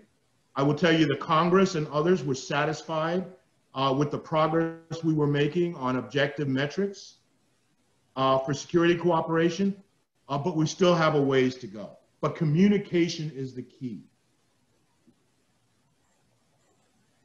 Thank you, sir. The next question is from Morocco. It's from Zeneb Benalla, and CEO of an independent institution working on countering violent extremism and counterterrorism, stabilization, and peace building. And it's not a question, but asking you to expand a little bit upon it, because what they find, or what this person finds, is a similar thing as they're working with with other organizations on projects in the CVE and CT realms, and finding many project actors trying to do the same thing with a lack of coordination. So any tips on how to improve that coordination between those entities? Yes, and I'm very familiar with the North Africa experience. I mean, we didn't even talk about non-governmental organizations operating in the same spaces as all of us who are in government or in defense. The short answer to the question is take the initiative to increase collaboration, transparency, and cooperation by bringing people together. That's the only way to do it. After the Untitled attack in Algeria in, I believe it was 2012 or 13, so Untitled was an oil energy facility. It was attacked by Islamic extremists in Algeria. There was a number of people were killed, and Americans were killed. And so I was sitting in AFRICOM as a J5, and you know, obviously we're doing things in the military realm, but I came to the conclusion that I asked the question, why aren't we talking to the senior security officers of the energy companies in North Africa? Why aren't we doing that? Because most of those guys are former military, former special operations, either US or UK, or former members of the intelligence community. And so I said, why aren't we talking to those guys? Their intelligence, their G2 is just as good, if not better than ours. And so when I was at AFRICOM as a J5, on my own initiative, I brought together the heads of security of the major energy companies in North Africa, Shell, BP, ExxonMobil, and I don't mean to leave any out, and others, some of the European ones as well. We brought them all to the table in Stuttgart. We sat down and we said, look, the only way that we're going to be able to cooperate is if we periodically meet to exchange information, share perspectives, so that we can raise the level of transparency and awareness overall to counter violent extremist organizations and to counter terrorists and the potential for terrorist attacks. And I'm happy to say it was extraordinarily successful. We met a number of other times before I left that job, but the answer to your question is just tell everybody to show up, and at the very least, I'm not going to say that you're going to be able to coordinate, because everybody's still going to have their fiefdoms and their stovepipes, and they're still there, and they have to go back to their headquarters and justify what they're doing. Now, you may get coordination and collaboration, you may not, but at the very least, you'll have transparency on what they're doing, okay? And that's half the battle right there, knowing what they're doing, so maybe you can do something else or you can cooperate with them. And so I found with NGOs and others, the only way to do it is to take that first step, take the initiative to bring people together. That's the only way to do it. Same thing in Somalia. I found out all these people were given money to support counter CVE and CT in Somalia. And so I said, where's all this money coming from and where's it going? Nobody could explain to me. Well, you know, it comes together, the donors give it. And, you know, so meanwhile, we're having budget battles back here about whether or not we have the budgets for operations, counter-violent CVE and counterterrorism operations. I said, where's all this donor money going? So my point is, take the initiative, bring people together, raise the level of collaboration and transparency on your own. If you wait for somebody to designate somebody to be in charge, I guarantee you nothing will happen. And I'll stop there. Thank you, sir. I think we're basically at the end of our time block. So I'd like to thank you for your remarks and your answers to the questions. It was very interesting. Also want to congratulate you on your retirement and thank you for your tremendous service to our nation. And congratulations, I see you started, as you start the next chapter in your life, I saw that you're now the president of Hooper Katzen Strategies, LLC. And also I have a board of director position with the National Bureau of Asian Research. So yeah, you're certainly not going to spending too much time playing golf here, I think, yet. Well, listen, I'm coming to you, Dan, from the worldwide headquarters of Hooper Katzen Strategies. So, but listen, no, I wish you guys a fantastic Civil Affairs Symposium. I've been a fan for many years. We've collaborated for many years. As General Ammerman, as Dan was saying, I have enormous respect for my civil affairs brothers and sisters. I was always envious of the tight camaraderie you have in your corps, in your regiment. I thank you so much for the honor of being able to speak here today. I hope you guys have a great symposium, and everybody out there, stay safe and stay healthy. And thanks for everything you do. Thank you very much, sir.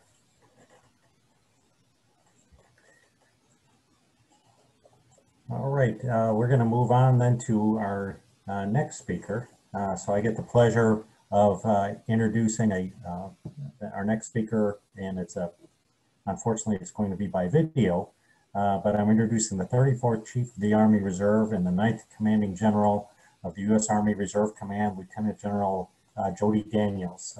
General Daniels assumed command of the Army Reserve on July 28th of this year. And she's the former Commanding General of the Army Reserve's 88th Readiness Division, where she led 52,000 Army Reserve soldiers, 2,594 active guard and reserve soldiers, and 2,524 civilians in the 19 Northwestern states. During her 37 years of active and reserve military service, Lieutenant General Daniels also served as the Chief of Staff for U.S. Forces Command, Assistant Chief of Staff, U.S. Africa Command, and dual-hatted Commanding General of the 87th Army Reserve Support Command and Deputy Commanding General, 1st Army Division East, as well as numerous other leadership positions at home and abroad in Korea, Kosovo, and Iraq, where she served as Chief Plans and Integration and later Director of Intelligence for Multinational Security Transition Command in Iraq. She's a true citizen soldier. Her civilian career is equally as impressive. She served as the Director of Advanced Programs for Lockheed Martin's Advanced Technology Laboratories, as well as on DARPA's Information Science and Technology Review Board. She's also a Drexel University Computer Science Department Advisory Board. She holds a Bachelor of Science in Applied Mathematics from Carnegie Mellon University, a Master's and PhD in Computer Science from the University of Massachusetts in Amherst, and a Master of Science in Strategic Studies from the U.S. Army War College. She's also the first woman to lead a component of the United States Army. Ladies and gentlemen, Lieutenant General Jody Daniels.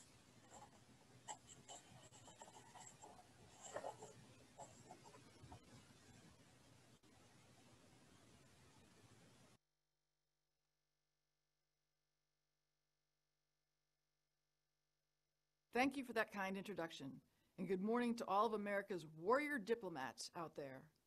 Thank you for joining us online for this year's Civil Affairs Symposium. I'm delighted to be with you, even if it's virtual. President Kirlin, General Ammerman, USACAPOC Commanding General Jeff Coggin, and all of the members of America's Civil Affairs Corps, for well over half a century, you have been an integral part of every major military operation, consolidating gains and promoting outcomes that support America's national security interests and objectives at every level and in all phases of conflict.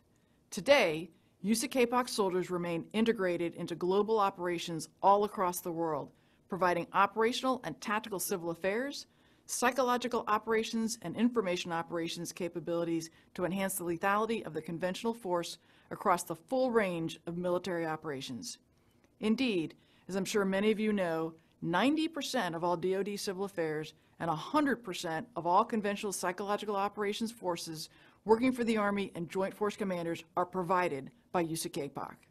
Not only delivering expanded freedom of maneuver in both combined arms maneuver and wide area security missions, but also supporting Army formations and conventional operations, irregular warfare, theater security cooperation, and stability operations in support of geographic combatant command requirements.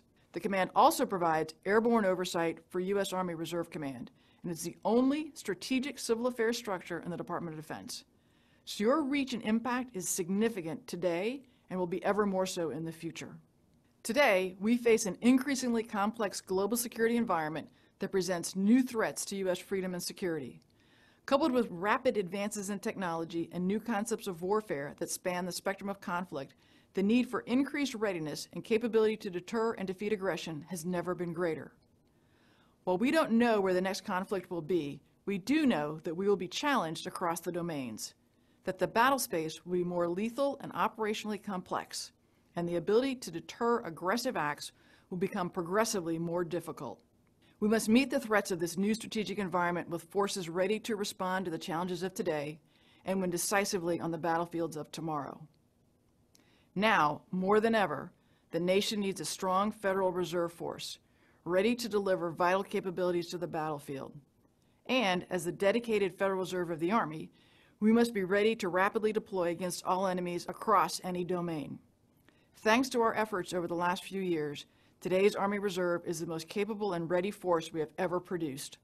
Our mission now is to build on that foundation to respond with new contingencies with unprecedented speed and to surge capability the Army needs to fight, survive, and win on the battlefield, wherever it may be, from day one.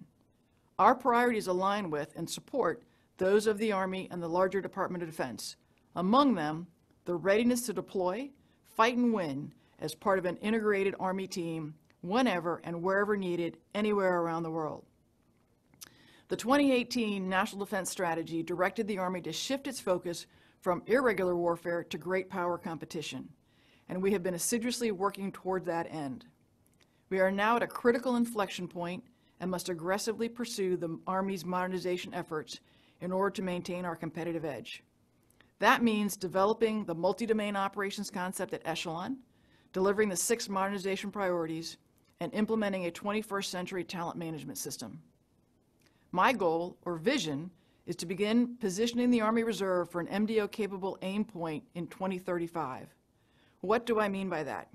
Right now, that vision is being called a waypoint in 2028 on the way to aim point 2035. What are we going to look at between now and 2028? What does the Army Reserve need to do to position itself to be well on its way to the waypoint and en route to aim point 2035? What does that mean for structure? What does that mean in terms of different formations?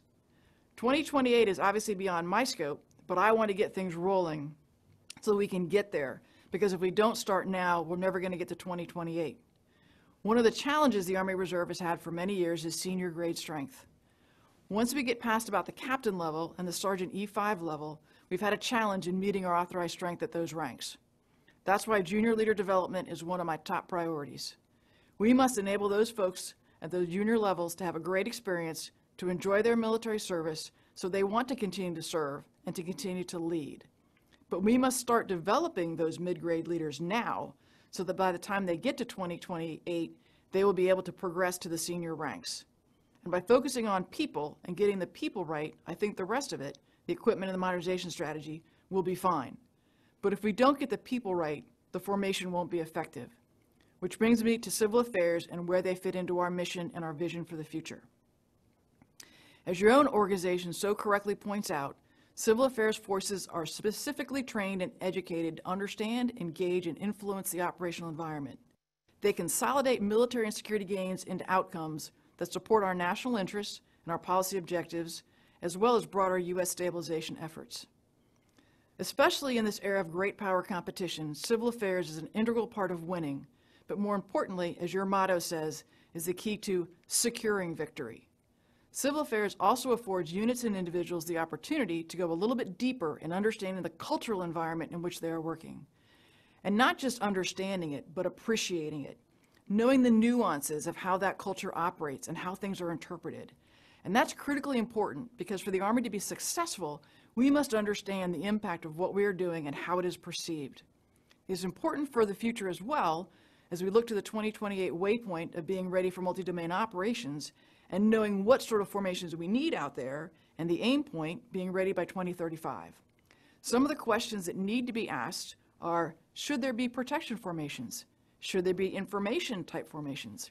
How does civil affairs fit into each of these 2 potential roles? So looking forward, there's certainly going to be a civil affairs role. We're still assessing where and how to optimize it. Finally, I want to take a little bit of time and talk about the environment, the culture of the Army Reserve. I believe in empowering people, giving them the authorities and the permissions they need to do the things they should do without saying, "Mother, may I?" It's a trust issue. It also causes these folks to be cognizant of the decisions they're making. They are now the responsible party. They're not abdicating to a higher power. They're making the call. They're making the decision, and we're trusting them. If they don't get it right, then you have a conversation with them. You do a little calibration, you ask how to change things a little bit, how to adjust. This doesn't need to be a zero defect environment. This is a coaching, mentoring, training, learning, growing environment. Dignity and respect is important. It also goes to inclusion, diversity, and listening to those around you. If you look at corporate America, studies have shown that the more diverse the organization, the better its fiscal outcome. In the Army Reserve, we've got a diverse set of inputs, different opinions, different perspectives, and we can use those to our advantage. We also have different civilian backgrounds, different work experience that we can bring into play, different civilian leadership styles that we can add in as appropriate. All of this gives us an even greater toolkit from which to draw. The Army is an organization where you can succeed by progressing up the ranks. We're expected to take on larger roles and greater responsibility. And as leaders continue to grow, learn, and adapt, leaders need to accept help from below, because you can't do it all. You need to have that team that can help you as well. Because as you know, the lower levels are actually at every level. I've got a staff, that's my team. I've got subordinates, that's my team. I've got organizations such as the Civil Affairs Association. That's why I'm speaking here today. You are a part of the team. And if I don't leverage your expertise, then I'm losing out on information I could use to great effect. We're not an army of one, we're an army. This goes back to Sergeant Major Grinston's, "This is my squad." That's an empowering statement. It's a proactive, I'm responsible statement. And that's how I think of the Army Reserve and the Army Reserve community. It's my squad. I'm responsible for them, and at the same time, I know they're going to have my back. They're going to help me out. And I love that this is an empowering statement for all of us. And that's how I think of my team, my squad. And that is why we are ready now, shaping tomorrow. Thank you. Thank you.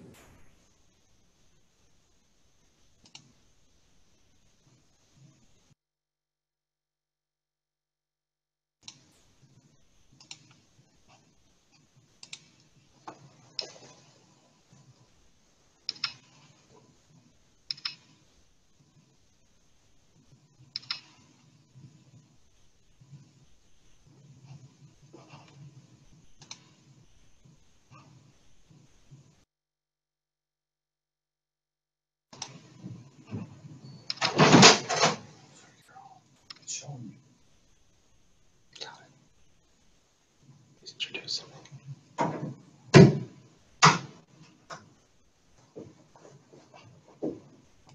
Jim Ammerman, you're muted, sir.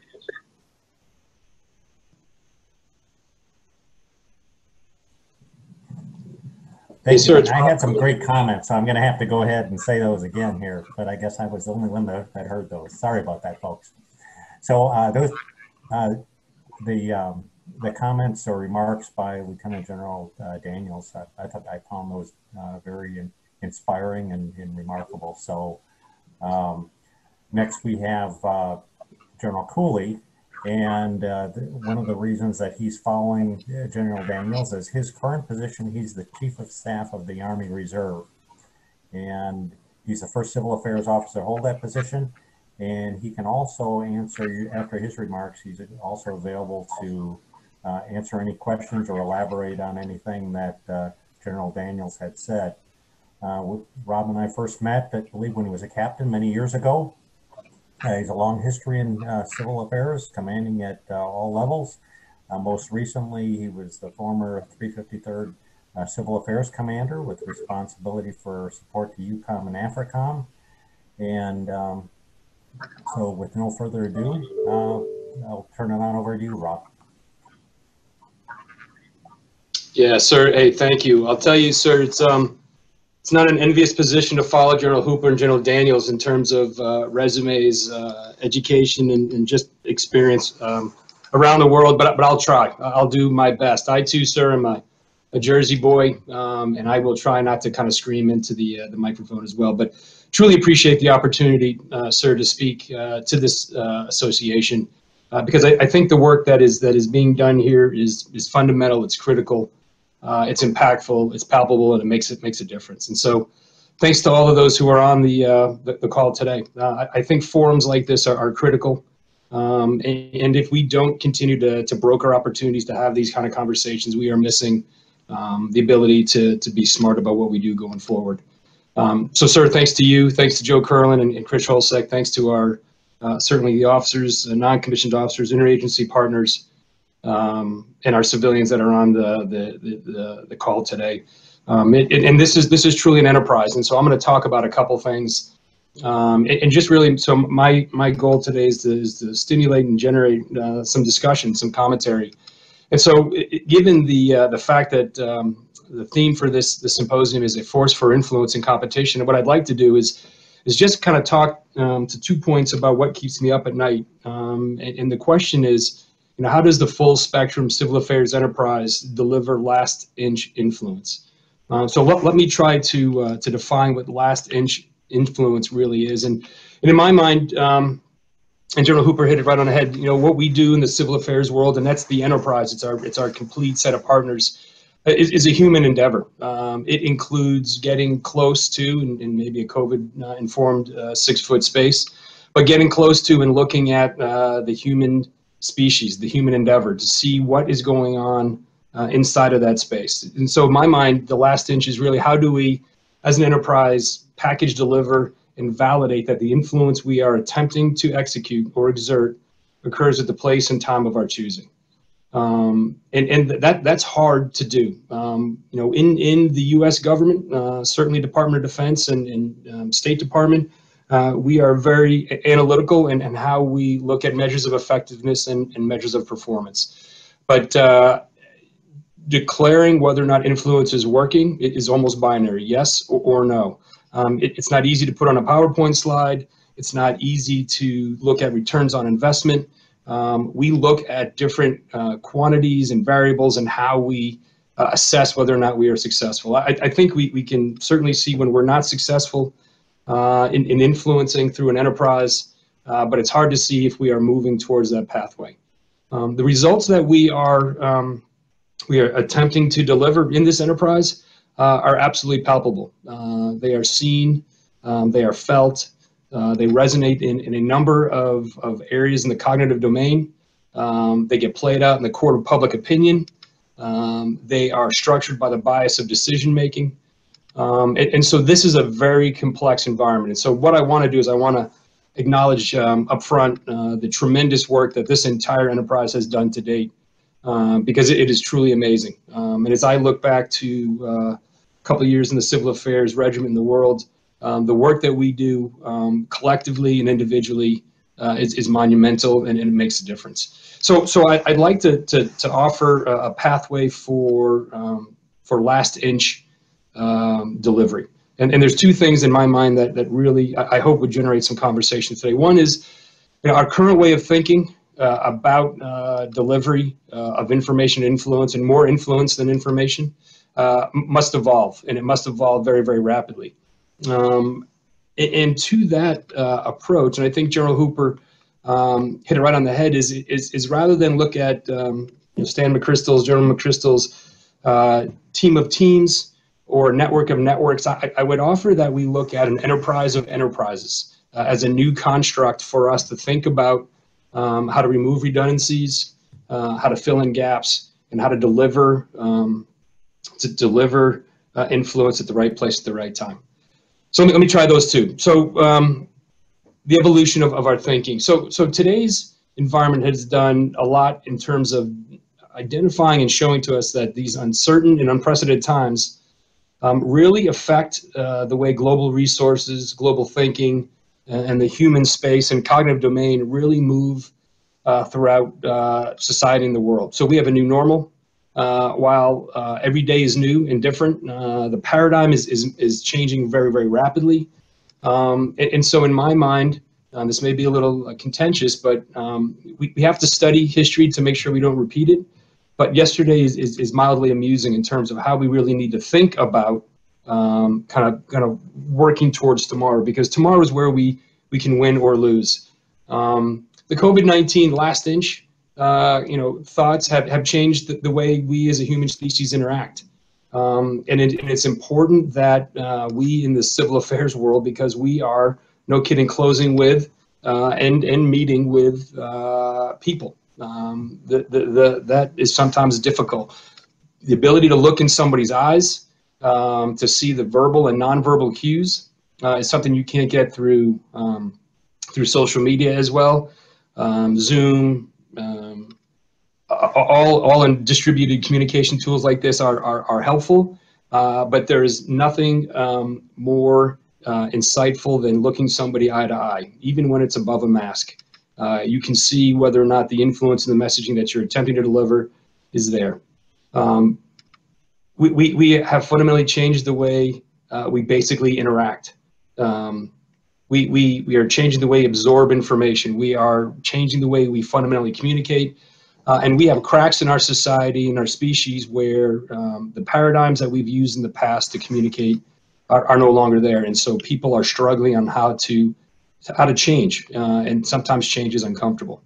So how do we, in an enterprise like the civil affairs enterprise, conduct the last inch tasks?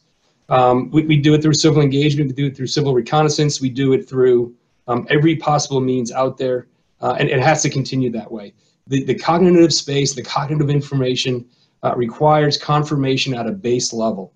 Our civil affairs operators cannot be myopically focused on active or guard or reserve or Army or Marine or interagency or international. It has to be all components in the joint force, multinational, multi-international, interagency.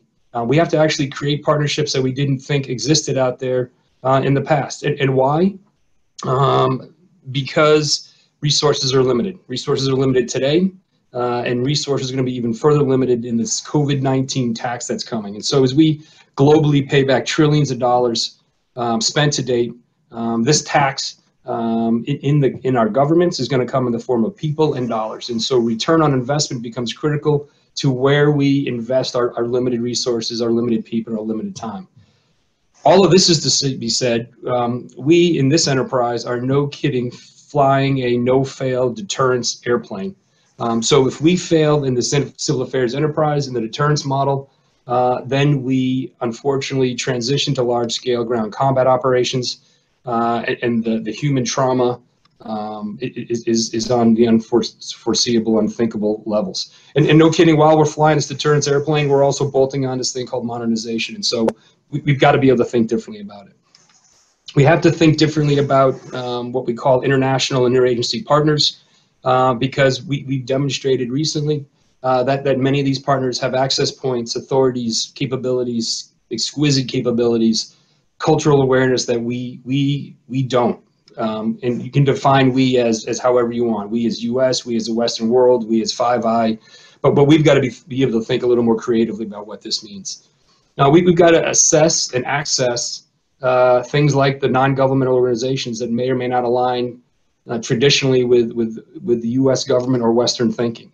To the point where state and non-state entities, partnerships and relationships that we've not used in the past may become important for us to kind of think through. And all while using this thing called industry, where their standard return on investment is a stock price based on future expectations. But our stock markets that can deliver tremendous fiscal resources to us really don't like instability and uncertainty. And so we've got to be able to manage all of this. And so why is this important now? Because forums like this, symposiums like this, have to ask the hard questions.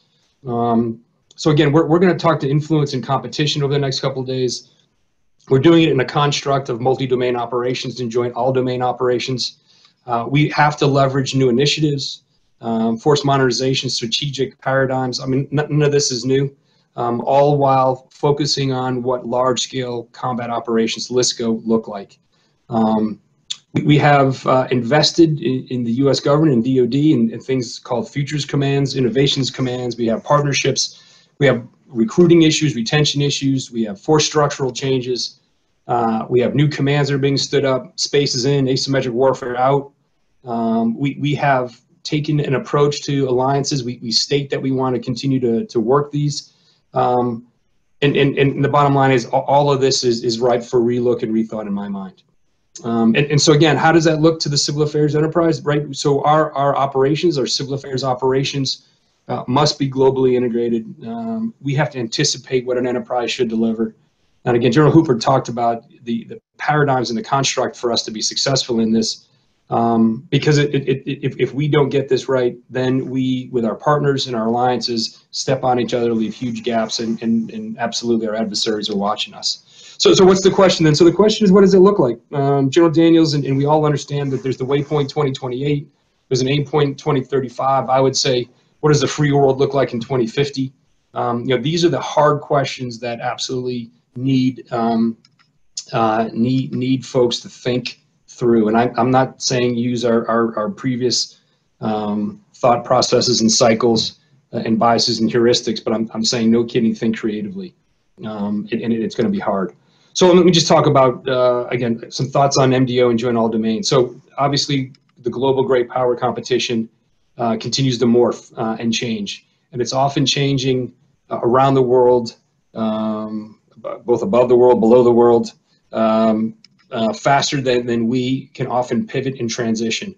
And so we're in a catch-up game. It's not just competition, it's not just conflict or nor the return to recompete, but it's how do we manage multi-domain or joint all-domain operations concurrently, and then no kidding, how do we own, plan for, and manage the transition points between competition to conflict, the penetrate, disintegrate, and the exploit, and then a recompete, return to recompetition, all while competing globally elsewhere in the world.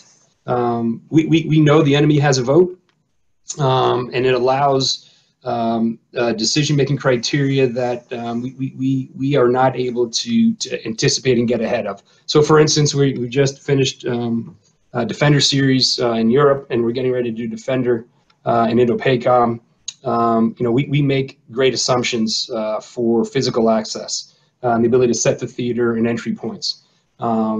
But I'm pretty sure that our adversaries will use some of their exquisite technologies to disallow our ability to kind of entry that point. So we've got to do things consistently. We've got to look for authorities and access that make available to tremendous resources across this partnership in the enterprise. We have to look for technology to deliver inside of the multi-domain joint all-domain operations. Project Convergence for Army's Futures Command. Talks sensors to shooters, it talks space to mud, it takes an ATO and a targeting cycle down from minutes to seconds. But what it doesn't do, it does not affect, the civil affairs enterprise ability to deliver last inch eyeball to eyeball validation of influence. Nothing in our world is unipolar anymore. Everything is interconnected. It is international, it is interagency. And we talk about leveraging this, but our exquisite capabilities, regional relationships, and cultural awareness have to continue to be refined to the point where we are together. And this comes down to a fundamental cost or calculus, or really currency of trust. Where do we trust each other? I would even say that our doctrine and lexicon today are no longer as accurate as they could be in an information influence environment. So things like kinetic and non-kinetic, lethal and non-lethal, there are things that are in the enterprise that can generate both kinetic and non-kinetic effects rather than a round on target. And so we have to really think through what does that mean, because it's important for us. The cyber is a classic example. We can, on this net, talk about some capabilities that we have that allows us to influence individuals, organizations, cultures, societies, infrastructures, enemy formations. So if that's today's technology and science, what can we imagine that technology can deliver to us in 5, 10, 25 years? That's my point about really thinking through and anticipating where this enterprise needs to go forward. So what can we do in the civil affairs world to address this? I think we may want to offer to ourselves first internally, and then maybe to Futures Command, an enterprise of enterprises. So I would offer to us that that the Western world message and how we influence and communicate that it remains under attack. We are on the defensive. We are on the defensive almost everywhere. But while we are on the defensive, we have an opportunity right now to reverse this trend. And when innovators in the startup world say, you're out of investment capital, you got to think. And so I would say maybe we collectively in this civil affairs enterprise are in a place where we can think better, we can think more smartly, we can think more broadly, and we can think with more focus. So maybe we do go to the Futures Command, to General Hooper's point, and talk about Project Human Enterprise, where we are looking at those technologies, those skills to converge in the cognitive domain. And so, how are we globally messaging? How are we sending and receiving messages in today's environment? What are the standard and traditional instruments of national, international power? Are they still applicable? How do we apply human capital in this last inch methodology? How do we, again, facilitate, communicate, and really double down on the interagency international linkages that are allowed out there? How do we look at and focus on multifunctional, multimodal experimentations and excursions? Things like theater information or influence commands. General Daniels identified protection commands. Project Nexus, information warfare task force. What comes next? But the bottom line is, in this enterprise of enterprise, we, no kidding, have to be able to better coordinate, synchronize, and deliver effects. General Hooper's point about removing the random acts of kindness redundancy is spot on. It's a math problem. We just do not have enough resources, time, and people around the world to fill in the influence and information and really receipt of message that should be out there. And so this enterprise of enterprise would be a way to do it. Again, I don't, and this is primarily from operating in Europe and Africa most recently. I don't think we own our message of good around the world. And if we do own it in certain areas, we are only able to respond slowly. We react to malign influencers, and that influencer word is specific.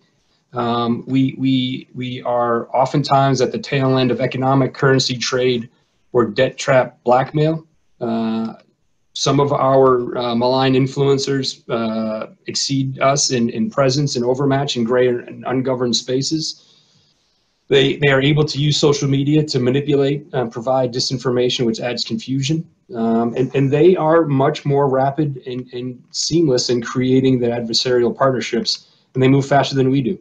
They use simple combinative technologies to defeat our networks. We invest tremendous amounts of money and dollars on technology, infrastructure, yet some of our adversaries can defeat that very, very rapidly by just cobbling and combining very simple technologies or using them in a different use model that we're not used to. And so I mentioned quickly about instruments of national power, international power. So we all know the DIME, the diplomatic, information, military, and economic. I would offer that we've expanded this a couple times over the years. I would say we even have some other ones. So not only the medical side, global pandemic has really pushed us to a new model, a new way of thinking about risk aversion. But it's also talked to us about access to medical care. And then really the ethical dilemmas that go behind that in terms of vaccinations, who gets what when. That's a pretty fundamental structure, and that's influencing the way societies and government work. So another instrument of power is the society, right? So right now, many of our societies are fractured on the periphery, and not only in the periphery, but in the mainstream. And so that uncertainty adds complexity to the need to communicate and deliver messages, both internally and externally. And our adversaries are well aware of that, and they are leveraging those seams and gaps. The political environment, uncertainty, outcomes, influence, corruption, all of these generate some levels of concern with what were normal paradigms in the past. Our adversaries are rewriting history. They are writing history to their demands, their needs. So it's a new cause and effect to where we are today. And then obviously the technology is changing a lot faster. Moore's law in terms of rapid delivery of new technologies is critical. Another point of instrument of power is access, and not just anti-access, anti-denial, A2AD, a physical landscape, but the access to the human mind and those decision-making opportunities for us. An instrument of power today is social media, influencers, TikTok, Snapchat, Facebook. For the older crowd, these are methods for us to either use or have used against us in terms of information out there. So again, I think we've really got to think through what is an instrument of power, both at about a Western world model, but also within our own construct. So again, General Stan McChrystal talked about the team of teams, the network of networks. Again, I would offer, we think through this as an enterprise level. And the civil affairs enterprise could be that consolidator, that collaborator, the coalescer for that last inch confirmation. We talk in detail about thought leadership. We talk in terms of strategy, and that is all great. Make no mistake, we've got to remove bad actors from the world stage. But while we do that, we just can't continue to knock down the 5-meter targets. We have to provide alternatives, and the alternatives must offset the global instability, the global uncertainty, global fear that we are competing against. If we do not offer that sufficient alternative to the global and human gray space, we'll never be able to invest or fight our way out of this. Hearts and minds are won and lost at the individual level, within a community, within a culture. And I think the last 20 years or so, I would say the last 70 years, or really all of history, have demonstrated that it's hard to fight your way in to a hearts and mind. It's got to be accountability at the lowest level. It starts with and ends at the local level. And if we're not able to provide those alternatives, we're not going to be successful. Human capital, again, another opportunity for us to really think about creativity and innovation. Terms like permeability, how do we move in between different components within DoD, the Joint Force, national, international partners? How do we create multinodal interagency?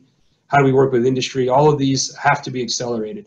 The word that I've used oftentimes is fail fast, because that is an opportunity within governance and boundaries to make prudent risk decisions, to try concepts and try opportunities, and then modify that as rapidly as we need to.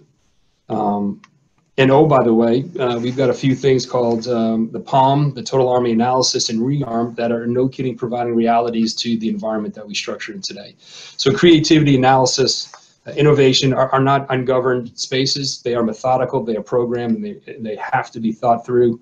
And there's realities that provided out there for us. But this is an area for us. So again, not intending to ever minimize the tremendous efforts to date, but recognize we have tremendous capability and capacity, and maybe underutilized in certain areas. But this civil affairs enterprise, and it's the extended enterprise, really must get it right. We really have no opportunity to fail at this point. So here's the ask. So the ask in terms of commentary and discussion for the rest of the couple of days is have the hard conversations now. Because it's critical. Break the previous paradigms that limit us to converge in the cognitive domain, in the human space. When I say creativity and innovation, use the methodical approach, but bring in thinkers outside. It's rank agnostic, it's location agnostic, but it is experience and value add specific. And so that's the kind of thinking that we have to bring into our construct. Study the way you think about cultures and informations. Our bias and heuristics about how we look at information, how we think we're delivering influence, is probably something for us to kind of reconsider as well. Rebuild trust. Trust is the currency that really allows this to exceed or just kind of stagnate. And understand that we all have security issues, but if we truly want to get this right in 2050 and backwards plan for that, we've got to think about trust. And then alternatives. How do we develop those alternatives and deliver those around the world? This has got to be an ongoing but yet unpredictable rhythm. In my mind, it's more like a jazz ensemble than it is an orchestra.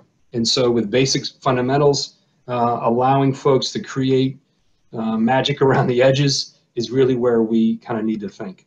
And then the bottom line is I would ask that we continue to anticipate future needs, not organizations, not boxes on an org chart, not existing capabilities, but what do we anticipate influence to look like? Because that's where we're going to kind of get our get our return on that investment out here. So just in summary again, so forums like this are critical. I wish I could participate for the entire couple of days, but I do look forward to seeing the output because it is just a tremendous group when you have the level of professionalism, expertise, and experience on a call like this.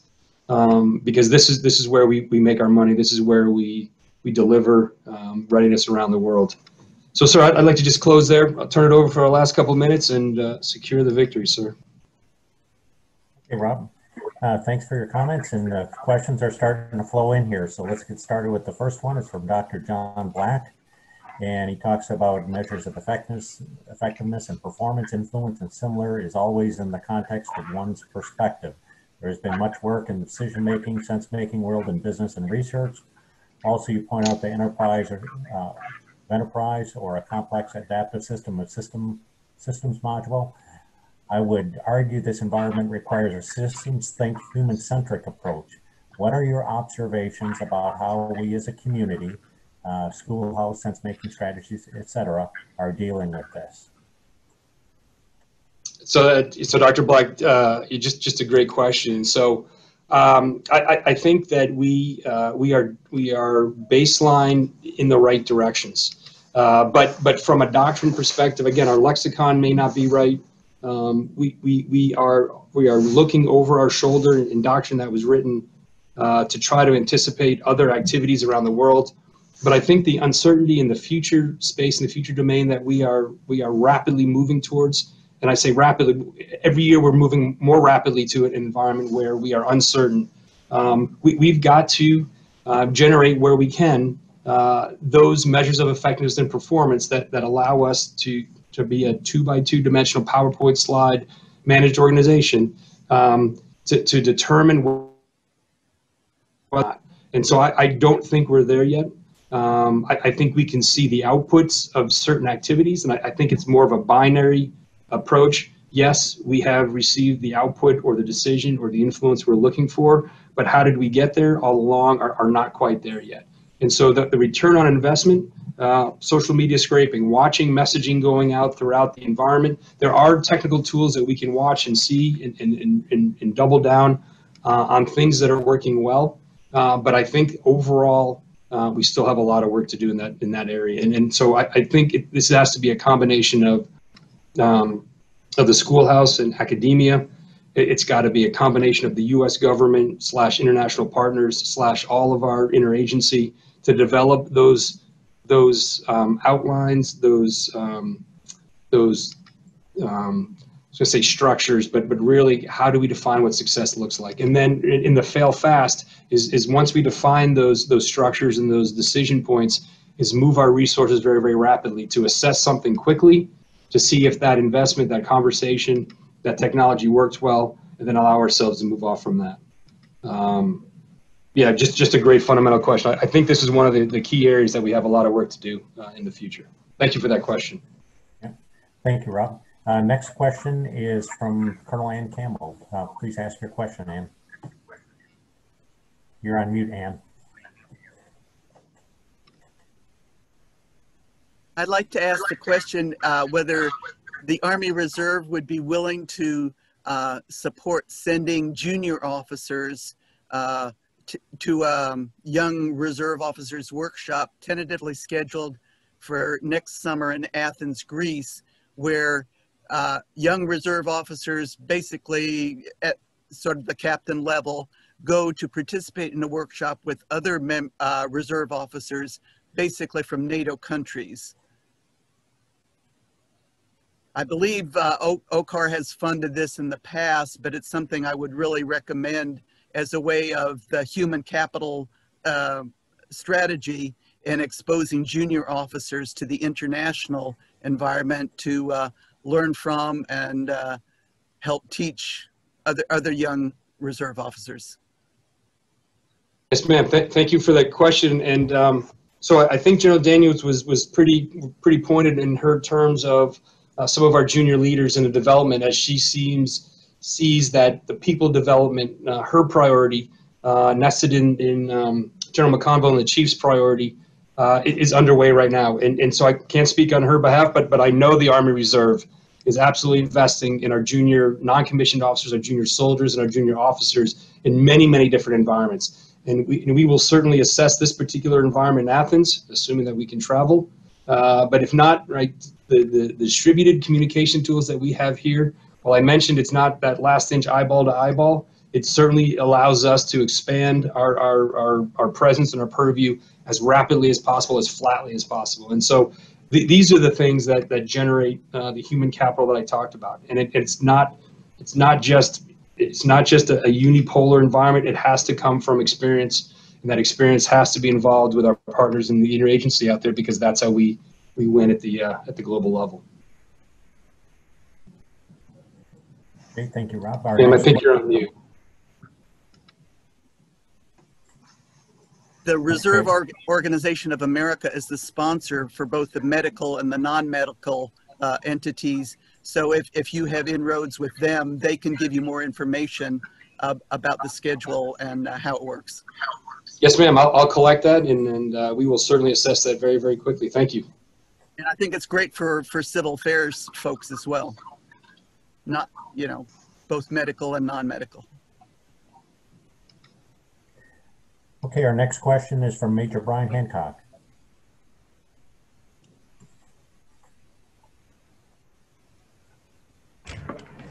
Sir, I'm Major Brian Hancock. I'm the SIM Chief for 351 Civil Affairs Command. I've been doing a lot of work lately trying to get various technologies to Army Futures Command and Defense Innovation Unit for enhancing civil affairs capabilities. When you talk about Project Convergence and other types of technology demonstrations like that, as you know, they tend to focus on hard power solutions driven by the military-industrial complex, which has a lot of advocacy and political power. How do you have suggestions how we can position ourselves, how we can influence, or how we can demonstrate how civil affairs capabilities, for instance, can help them make better targeting decisions and understand the second and third order effects of their targeting decisions in the civil domain? How do we get ourselves into that process with, Colonel Tate Liddick gone to switch and that position not filled? I don't think we have an advocate for civil affairs who's able to sit at the table with these folks and say, we need to have some gap analysis for CA and project our capabilities into the compensation funding. That's my question, sir. Thank you. Yeah, hey, Brian, great question, and thanks. And so, so the advocacy is critical, and so you always need somebody to pull you into this organization, this environment. And so I think I mentioned excursions, I mentioned experiments with the Joint Modernization Command. I mentioned Nexus, Project Nexus, Task Force Oceana. Right, these are the things that we've got to demonstrate a win. And it can't just, so innovation and creativity is not unicorns and lollipops and Diet Cokes and sitting in a room with a whiteboard. It's got to be methodical, it's got to be planned out, it's got to be projected, and then kidding, have to get some wins and deliver. And so I think right now we are moving up the pathway to senior leader advocacy in the military.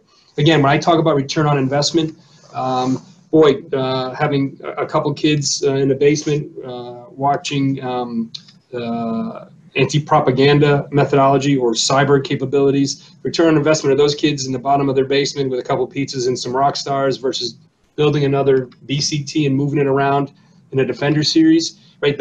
That's return on investment. That is hard to quantify, it's hard to articulate, but no kidding, through experiments, through excursions, it allows us to demonstrate to the senior leaders that no kidding, this is an opportunity for us. And then you flip upside down who's supporting and who is supported. Oftentimes people use information operations to support a tactical environment. Well, flip that upside down and use the tactical environment, some of our exquisite technologies to support the information influence operations. So again, my point earlier was if we miss and fail in the deterrence mode, then we are no kidding getting into large scale combat operations, LISCO. That's ugly. It is problematic, and so we can deliver with unique access points, with unique partnerships. We can deliver some return on investments that are oftentimes not attributable and below the level of armed conflict. And so we've got to be able to package this and demonstrate success. And so early wins, often repeated, are the way for us to be successful. And I can speak to, again, Indo-PACOM, Europe and Africa. This concept of the enterprise is working. In many cases, this enterprise, the extended civil affairs, and I just use civil affairs because it's part of what this is, but it's all the partners joined together in an enterprise that are delivering the influence that's out there. And then we don't have to move aircraft carriers and move BCTs. That's the way we're successful, Brian. I hope that helps a little bit. Hey, Rob, our next question is from Edward Hogland. He supports the Department of State Global Engagement Center. Yes, sir. Good morning here. So my question really goes to a broader question in terms of what are your thoughts on engaging whole government efforts in ensuring sync and synergy in competition in the cognitive domain? A lot of efforts, a lot of desire to move forward in this effort here, but not necessarily much movement overall. Thoughts, sir? Sir, you need to unmute. Yep, dollar into the coffee fund. Hey, yep. So again, sir, great question. The Global Engagement Center, the paradigm, the construct is the way of the future. It has to be the way that we are thinking. And I'll just use the U.S. government as a model. So when we say interagency, it's got to be multimodal. It's got to be multi-component. It's got to be multi-agency. It's got to have the right connective tissue. It's got to share resources. It's got to understand the cultural nuances between State Department, Department of State, DOJ, and other participants. That is the way for us to be successful.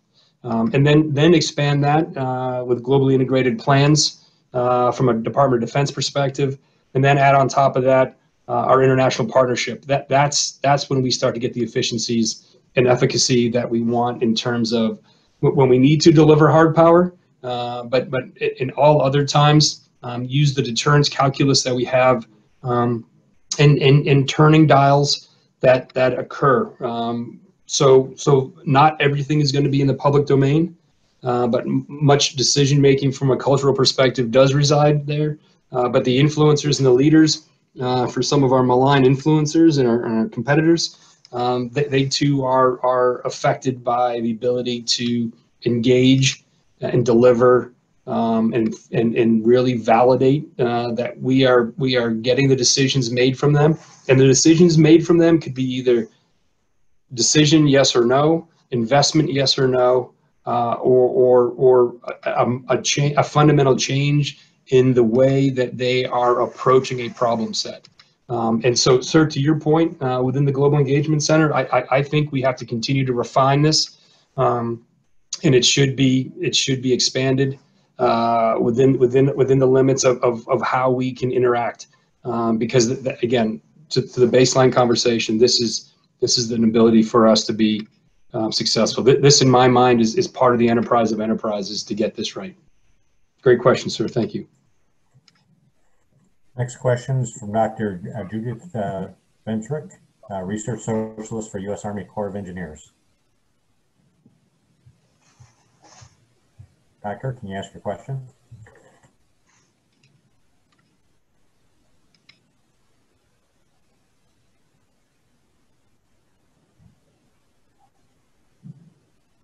Okay, we'll move on to the question then from Christopher Tunning. Christopher, can you ask your question?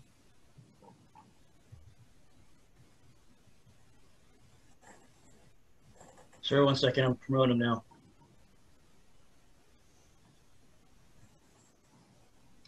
Okay, are you with us, Christopher Tunning? Okay, please ask your question.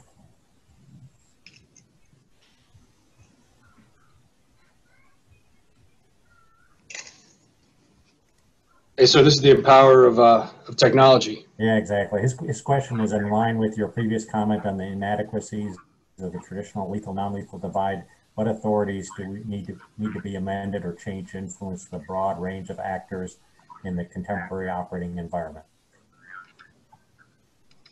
So in all good authorities conversations, I'll defer to our legal teams. But sir, I would say, and Christopher, that's a great question. And so as I was talking about the paradigms that limit us today, we often write rules, regulations, guidance, doctrine legal authorities in areas that are looking over our shoulder.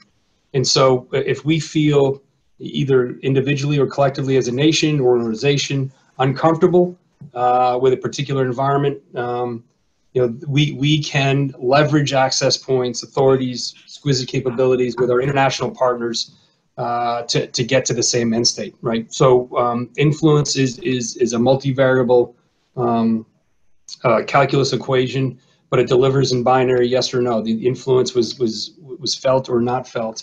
And so having the right legal team in the enterprise, understanding the baseline foundation of what we're trying to do is fundamental. This is not contract law.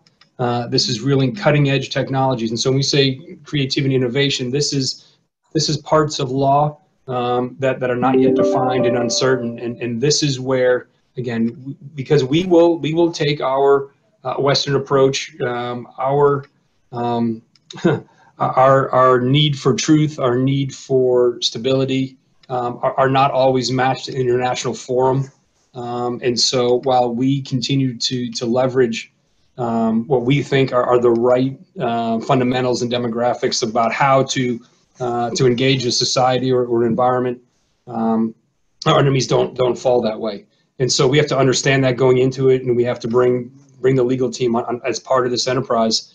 And then the legal team is not just U.S. government only; it's got to be the international legal team that are fluid and comfortable in operating in this gray area.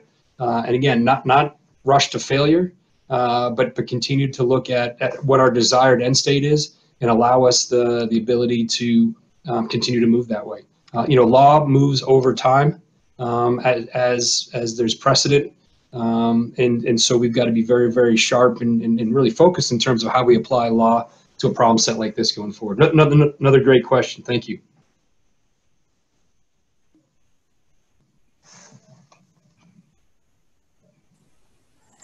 Okay, it looks like we're at the end of our session here.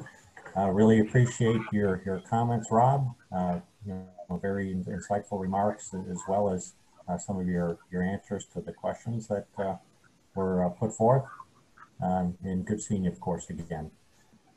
So with that, I think I'll turn it back over to Chris Holshek. Chris, do you have any comments before we go on break? Yeah, good afternoon now. Yeah, we're going to resume. There is a break. You're going to have to log in again, and hopefully you've registered for each and every part of the symposium. That's how it works, not just the symposium. So you can register for all the symposium. You can register for certain parts. That should have been fairly clear to you when you first looked at the registration page. But make sure that you are in fact registered for all of the workshops of all of them who are interested in. And you can join us at 1 o'clock, which is minutes from now, to talk with the civil affairs proponent, and then at 3 o'clock this afternoon with USACAPOC, and then we'll end it all